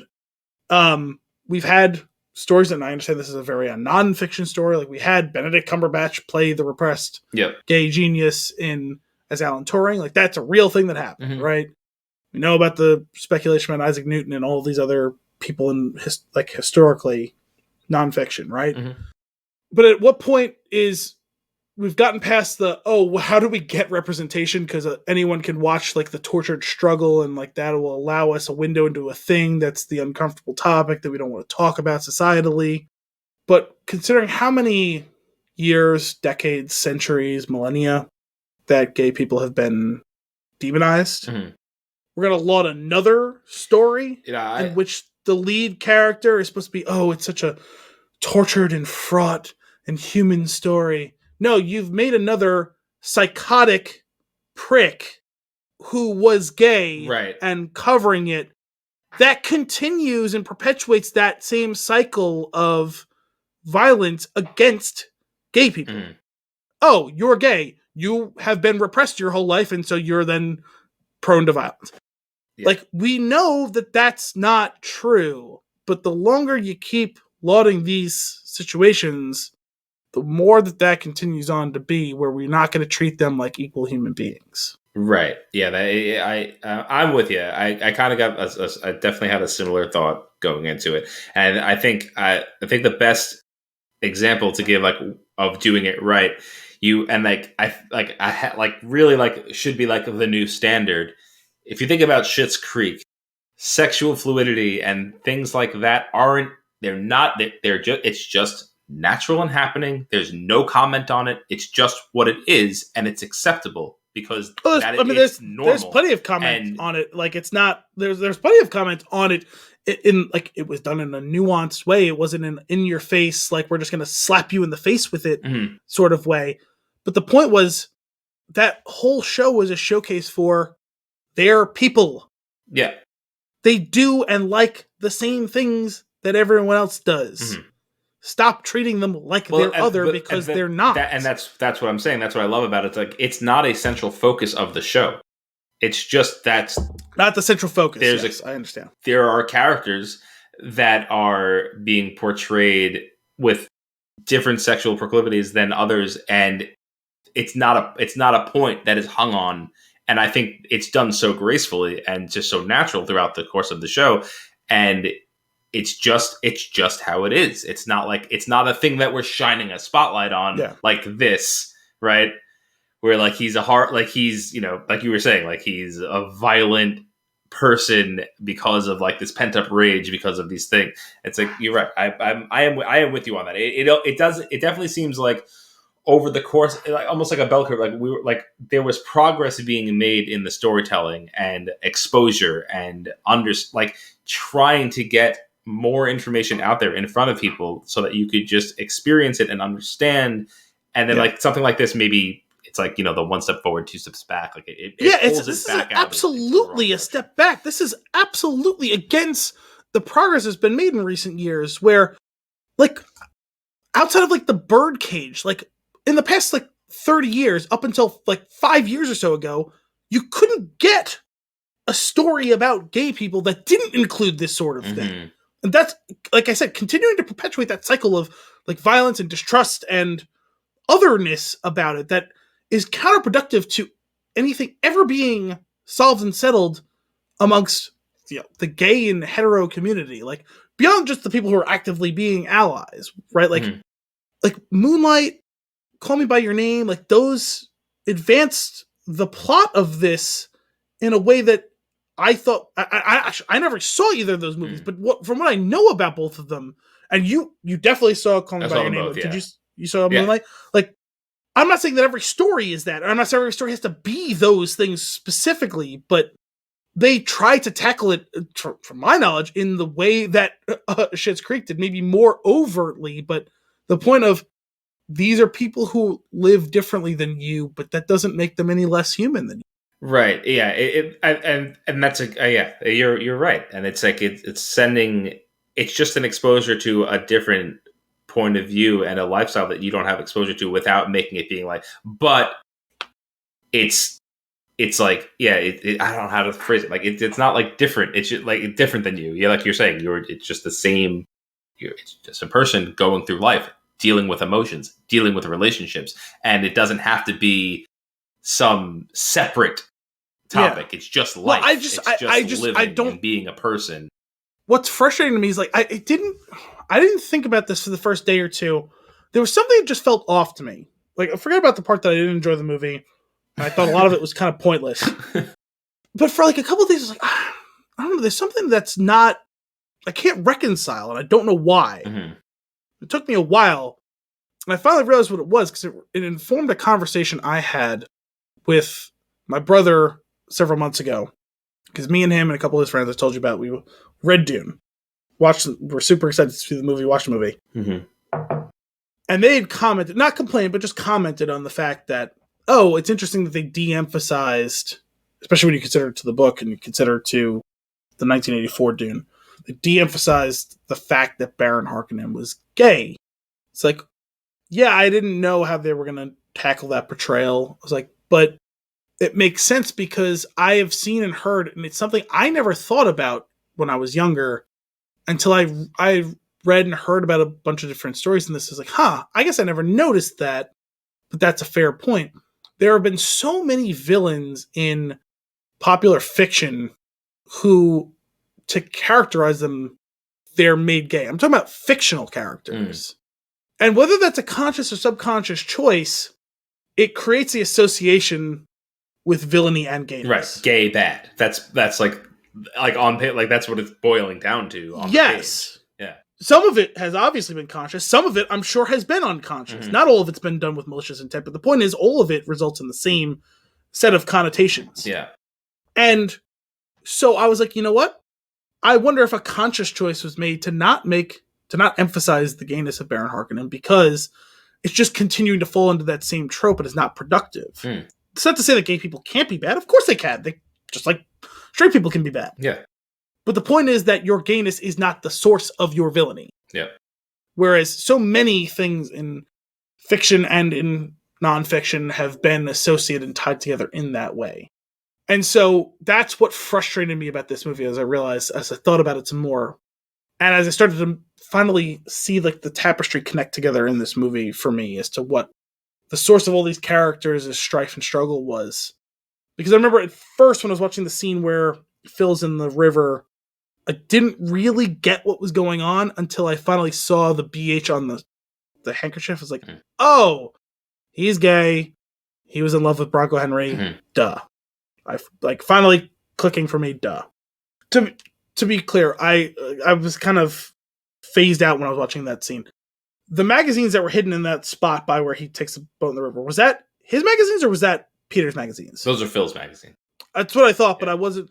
I realized as the scene progressed, I was actually not 100% sure because I only because you know what it is. It's actually a callback to like 20 minutes or 30 minutes earlier in the movie.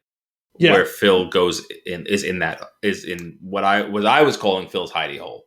Sure. I thought that was the case too, but I was confused because it was just too convenient that Peter found it so immediately that I was like, oh wait, were they both using this as their little secret? That was definitely a little weird. I honestly it just created a little ambiguity. Like I thought that was the case, but I was just a little bit confused. I wanted to know what your take on that was. When Phil comes out of the hole, like in the first time that you see it, it almost looks like it's some sort of shortcut that he's taking. It didn't seem to me like it was like some sort of fort. And then when Peter goes into it, it's like you're seeing it from the other angle, and he's actually going into it's like a cutout cove. And it was very obvious that it was the same area. Yeah, it was the exact same. He moves. He actually even moves a little door in the same way. Like it's that big hunk of bark or whatever, right? So from that moment, I was like, okay, finally, I get what this movie's about. Peter's walking down the road and sees it, and he goes, "Oh, look, a plot!" And he moves. He moves it out of the way. Yeah, it took 2/3 of the way through the movie for me to understand finally what the movie's about. I was like, wait, really? Okay. Yeah. What do you see when you look out at those mountains? A dog. What the fuck? You just see that? little too on the nose, right? And its power. So it I still don't know what that fucking Bible verse is supposed to mean exactly. I mean, swords. Obviously it's supposed to be some reference. Well, so this is what reinforced my point about that it was kind of a self-defense killing, because it was deliver my soul from the sword, deliver my darling from the power of the dog. Mm-hmm. And so I viewed that as he's seeking absolution for himself for killing, and you know what? I will affirmation for the fact that he protected his mother. And you bringing that up in the context, I'm more on your side. That was the final linchpin for me to that nailed it home, because at first when they showed that scene, I was like, I don't get that Bible verse. I'm not an expert in like the Book of Psalms. Like, I'm just not. You know what's funny? Personal problem that I have with text on a screen. When a chunk of text is put on the screen, you try to read it all. The first thing that runs through my mind is, oh my god, I hope I can read this fast enough. Yep, and by the time I've gotten through that thought, we've moved on, and I read none of it. And that because all of your bandwidth is consumed with I need to read this fast, but not reading it fast. Yeah, no, I went through the same thing. Sorry, to get back though to the points I was at. I like that conversation. I think we both. I think that helped clarify some things for both of us. Some of it I'd already had, but I'm glad to see that resonated with you, because it reaffirms it for me too. So back to my point about like the gayness and the villainy and all of that. I don't see how this is productive in any way. Forget about from a societal perspective, even from a movie perspective, because then this becomes in no way, shape, or form in any way original. This is so fucking tired. Mm-hmm. And so again, it brings back to me the point, why is everyone going nuts for it? Because I finally developed in a coherent enough way for me to have like a take on this a couple of days ago. And I was like, just didn't have time. Work's been so busy the last couple of days. Today, before we recorded, I spent about half an hour reading up. Just took a sampling of a swath of reviews of this movie. Sure. No one is talking about what I just said. And I'm not saying that in like the straw man way. Like all of the top possible, like, you know, New York Times, Washington Post, Vox, like Variety. I read like 6 or 7 reviews. Mm-hmm. I confess, being that I am not gay and I don't have a ton of gay friends, I have a handful of gay acquaintances. I don't really have a ton of gay friends. Mm-hmm. That is what it is. I don't know what like the hotbed of, if I want gay perspectives, where do I go for that? Sure. It would have been powerful for me. I just didn't have time to make that work, because I could have reached out to friends of friends. I just ran out of time to do it. Mm-hmm. And maybe they would have seen the movie and had their own thoughts on it, or maybe they would have told me where to look to find other people's more informed, critical thoughts on it. Yeah. I'm still curious to get around to that. I would like to read for sure. some stuff on that. But to me, knowing what I know from just trying to learn and be better the last several years about this stuff, to me, this movie feels like a slap in the face of all of that progress that's been trying to be made. Yeah. Where it's like, stop treating us like villains. Let our acts and deeds be judged on the merits, not on our gayness or straightness. Everyone, whether you're, how many people want to be treated based on the base of their merits, not on the fact that they're white or black, or the fact that they're Christian or Muslim or atheist or what. Like, no matter what, the othering of people in that way to create scapegoat villain, like, this is literally a tale as old as time. Right. And furthermore, to like the point of the plot of this movie, like I remember early on being confused by the frustration and the tension between Phil and George. It starts to now open up a whole can of worms. Because, okay, Phil was in love with Bronco. Right. Fine. Now Phil is maybe falling in love with Peter, but he's bullied the absolute fuck out of him. Is he grooming him? Mm-hmm. Is it a situation of Stockholm Syndrome? Which then asks the question to go back, was his relationship with Bronco healthy? Right. And that's absolutely what I was curious about, was like, is it the same? Is this just the only way that he knows how to which, like, feeling? Again, others and vilifies. How many decades did we hear gay people are pedophiles? Like it was just synonymous. Mm-hmm. It's not the case. Right. It's just not true. We know that scientifically more than we know anything else about gayness. Yeah. And it's like, again, you're doing the thing that is actually harming the conversation and progression to a point where that doesn't have to be a conversation anymore. I don't know if it's possible for us to ever get there. I know it damn sure ain't going to happen if we keep going about things like this. Yeah.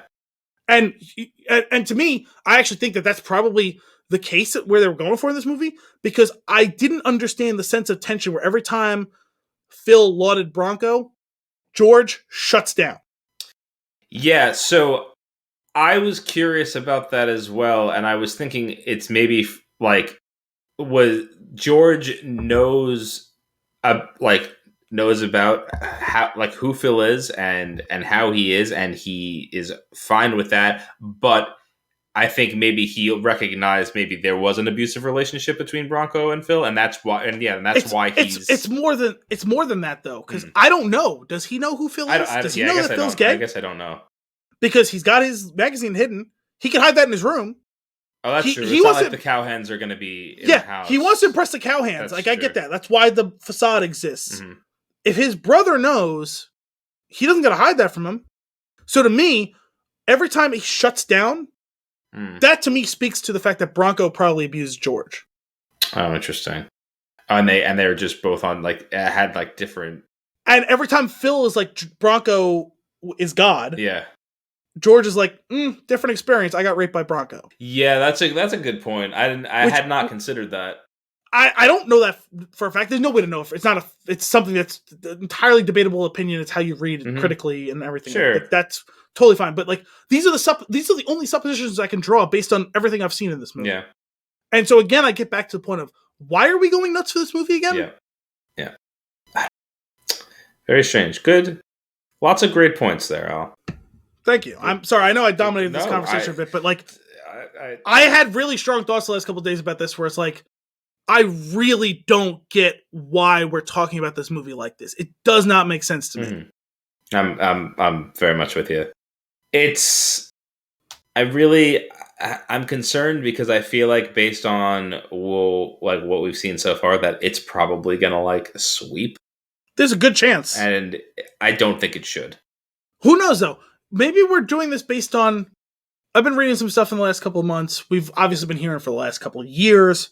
The Oscars so white. How the demographic had been so dominated by, for lack of a better term, old white men, right? Mm-hmm. There's been a huge turnover in the voters in the last 5 years or so. Whether that was intentional or just a cause and a correlation versus causation is you can make that argument. I don't know enough about the process by which all the people who are allowed to be voters happens or not, and who's retired and not retired, and who didn't want to do it anymore and who wanted to do it, and what expansion of the academy that they had. But the point is, it's shown up pretty evidently in the numbers of nominations, wins, etc. for the last several years, that there has been a pretty substantial change in the demographics of the voters. Mm-hmm. So I don't know. Maybe there's a lot of people in that academy who feel the way I feel about this, and it'll get shut out. It got nominated 12 times, and the voters will say nah, fuck that. Yeah. I don't know. Or maybe it sweeps. I mean, we kind of sort of saw this a few years ago. I know you liked the movie. I don't know if your opinions changed on this or not. I'm not trying to put you on the spot. Yeah. I never saw the movie. But Green Book, everyone seemed to love it. And that received a ton of backlash for how it portrayed, just in the macro, black and white relationship at that time, in the era of the 50s, 60s, whatever it took place, let alone the fact that I don't remember the names of the characters, but the Mahershala Ali character, the real life person, his family were like, that's not how it went down. Yeah. They were not friends. Why is this a thing? Everyone lauded it. It's another white savior movie, quote unquote, whatever. I don't know because I never saw it, but I remember hearing in the lead up to that movie how much everyone loved it, and then hearing the backlash to it winning the Oscar, and it's okay, that's weird. I guess I wish I'd seen it. I just never got around to it. I definitely enjoyed the movie. I'll be completely honest with you. I enjoyed it. I didn't know anything about the story going in. I liked I didn't see it as like the white savior comes in. I actually thought of it more along the lines of this character who is brought up a certain way is his mind can be changed to being a little bit more accepting by actually being exposed to somebody from another culture. And that I actually liked that execution. Granted, if it is based on a true story and completely fabricates that and uses the names, that's a problem. I'm not, and it sounds like that was the crux of some of the argument. I'm not saying it was all of it, but on its own, I stand by. I very much enjoyed the movie. We all want that story. Yeah, we all want it. Like be good to each other, and if you're being bad, learn to be better. Sure, but if the criticism is that doesn't reflect reality, it's hard to argue with that. And I don't know. I don't have the answer. Oh neither do I. I will say, as far as like Nick, as far as going to the movies to see it, I enjoyed it. Yeah, and there's nothing wrong with that. I mean, even independent of all that stuff, it can be a good movie. Sure. No. Well, oh man, do you have anything else on this? No, I feel like I got a lot off my chest. I think I've got it all. Yeah, it's a thing. I mean, listen, anyone listening, whatever, can agree, disagree with however much I say. I hope it resonated. I hope at least it's like, I see where you're coming from, whether I agree with you or disagree with you. It sounds like you're a decent test case for me with that. I told you ahead of time that I wanted to talk about this stuff, but I didn't tell you what it was going to be about. So I'm glad that your natural reaction at least has been, I see where you're coming from. Even whether you agree 100%, 90%, 50%, whatever. Yeah, I definitely see where you're coming from, because without going into like all of these specifics again, like definitely watching the movie, it crossed my mind for sure. Like why are we doing this story? Yeah. Like, and especially like one that doesn't really, the story doesn't really, it doesn't really go places. It's not full. I don't think it's a full story. It's like a snapshot piece. No, there's a lot of open space in this, which is like typical for a Western, I guess. Yeah, but I don't know. It's just very, very much not a movie that I ever want to watch again. Yeah, no, definitely not. It's funny because when you were saying the other day about having watched the behind the scenes and how like you felt like she came off as like kind of unctuous or whatever, it's like, oh, okay, that's interesting. And I watched the thing, and like that was also around the time. It took me a couple of days after you said that for this to all click for me, and then for me to watch the thing like kind of full circle. Is like, there's a level of arrogance, whether that was intended or not. There's a level of arrogance in the making this movie that's really frustrating to me. Yeah. That was absolutely frustrating from watching that 17-minute train wreck. The best way I can describe it after watching the movie and then immediately following up with that, because it was like hit next to play this. I was like, well, I got to see this. So I hit play. And after that was done, I realized, you know how I feel right now? I feel like Jesse Plemons standing in that room with that ridiculous fur coat on. I'm uncomfortable. I'm sweaty. I just don't want to be here. And that's how that movie left me. That's fair. I think that's all for this week. Do you agree? We hope you enjoyed this week's episode of Flix in a Six. As always, if you have a movie for us to review or nuggets for us to discuss, you can send those requests to flixinasix@thespintune.com. Tune in next week for more movie and beer goodness. Until then, I'm Anthony Costanzo. I'm Al Bielsi. Thanks for coming out.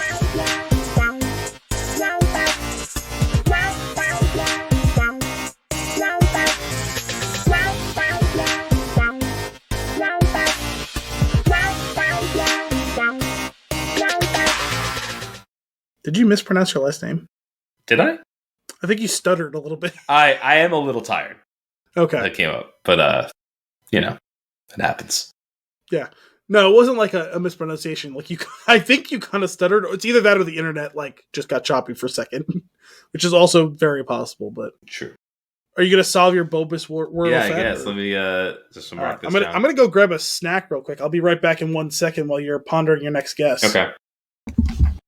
Let's see here. Pull up the Wordle again.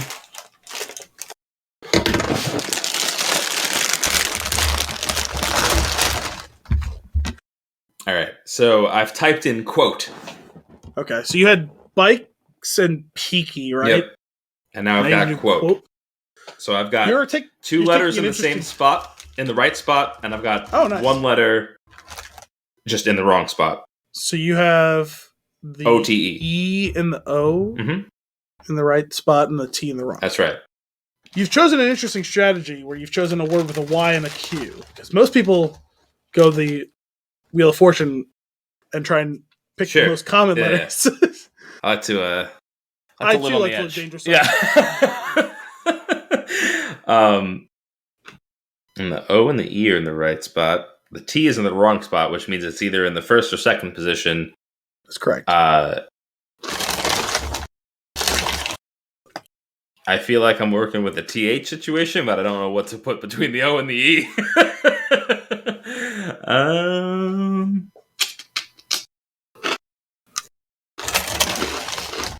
It's interesting to look at the keyboard and see what other letters you have. Yes. That you haven't used yet. I like that they add that on the keyboard, the ones that you have right, wrong, and kind of in between. Yeah. I feel like, like in looking at it, is that, you know, when like you have like a hard time figuring out words that you know? Yeah. And you're just like, is there some obscure word that, is this going to be like one of those things where it's like, of course that's the answer?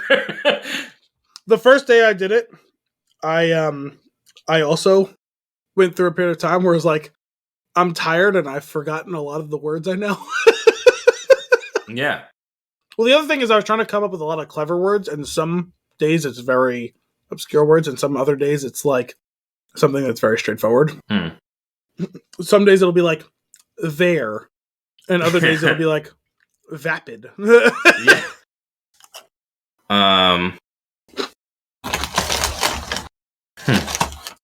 Could the T be in the second? If it were, what would go before it? Nothing. There's nothing that can go before it. Wait a minute. Ooh. Interesting. You know what I had not considered is a letter being in the word twice. So that was the thing I said earlier. This is the only hint I'll give you for this. There's no repetition word, a letter and word in this. I don't know. I've only been doing it for, like I said, 3 or 4 days.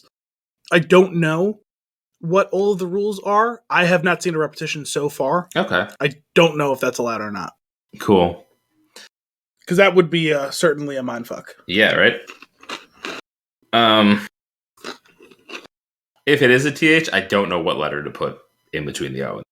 Well, what I always find is, if you come down to that level of specificity, you know all the letters you have to your disposal. Do any of those make a word? And if so, is that a word you want to guess? Because in the convention that you're thinking of, there's only one word I can think of.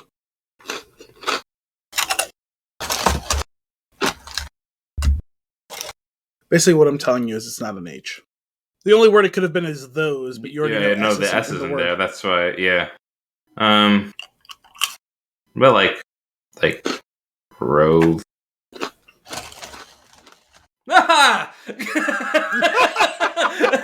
Oh, what a great feeling! All right. So I think I'll see you tomorrow. Well, yeah. So the next one's already out. I'm gonna probably wait till tomorrow to do it because I think they drop at midnight. So I like I said, I like it as a little early morning. Yeah. Let's wake up, or a midday. Let's kind of space out for a minute. Yeah. But yeah, I think I chose my first word was orate. I wanted to get a lot of vowels on the floor. And so I had the good. O in the wrong spot, the T in the wrong spot, and the E in the right spot. I was like, okay. So I was messing around with some words, and I was like, okay. Oh, sorry. I had the R as well in the right spot. I was like, it came down to there's 2 words I think that it can be. It's either trope or trove. I chose trope, and I was wrong, but I had 4 of the 5 letters right. And I was like, well, I think I know the answer now. I'm not even going to submit it. I'm confident closing the book on this one. Nice. Well, thanks for introducing me to Wordle. I appreciate it. I thought you might find it to be a curiosity. Oh, indeed. Cheers. Cheers.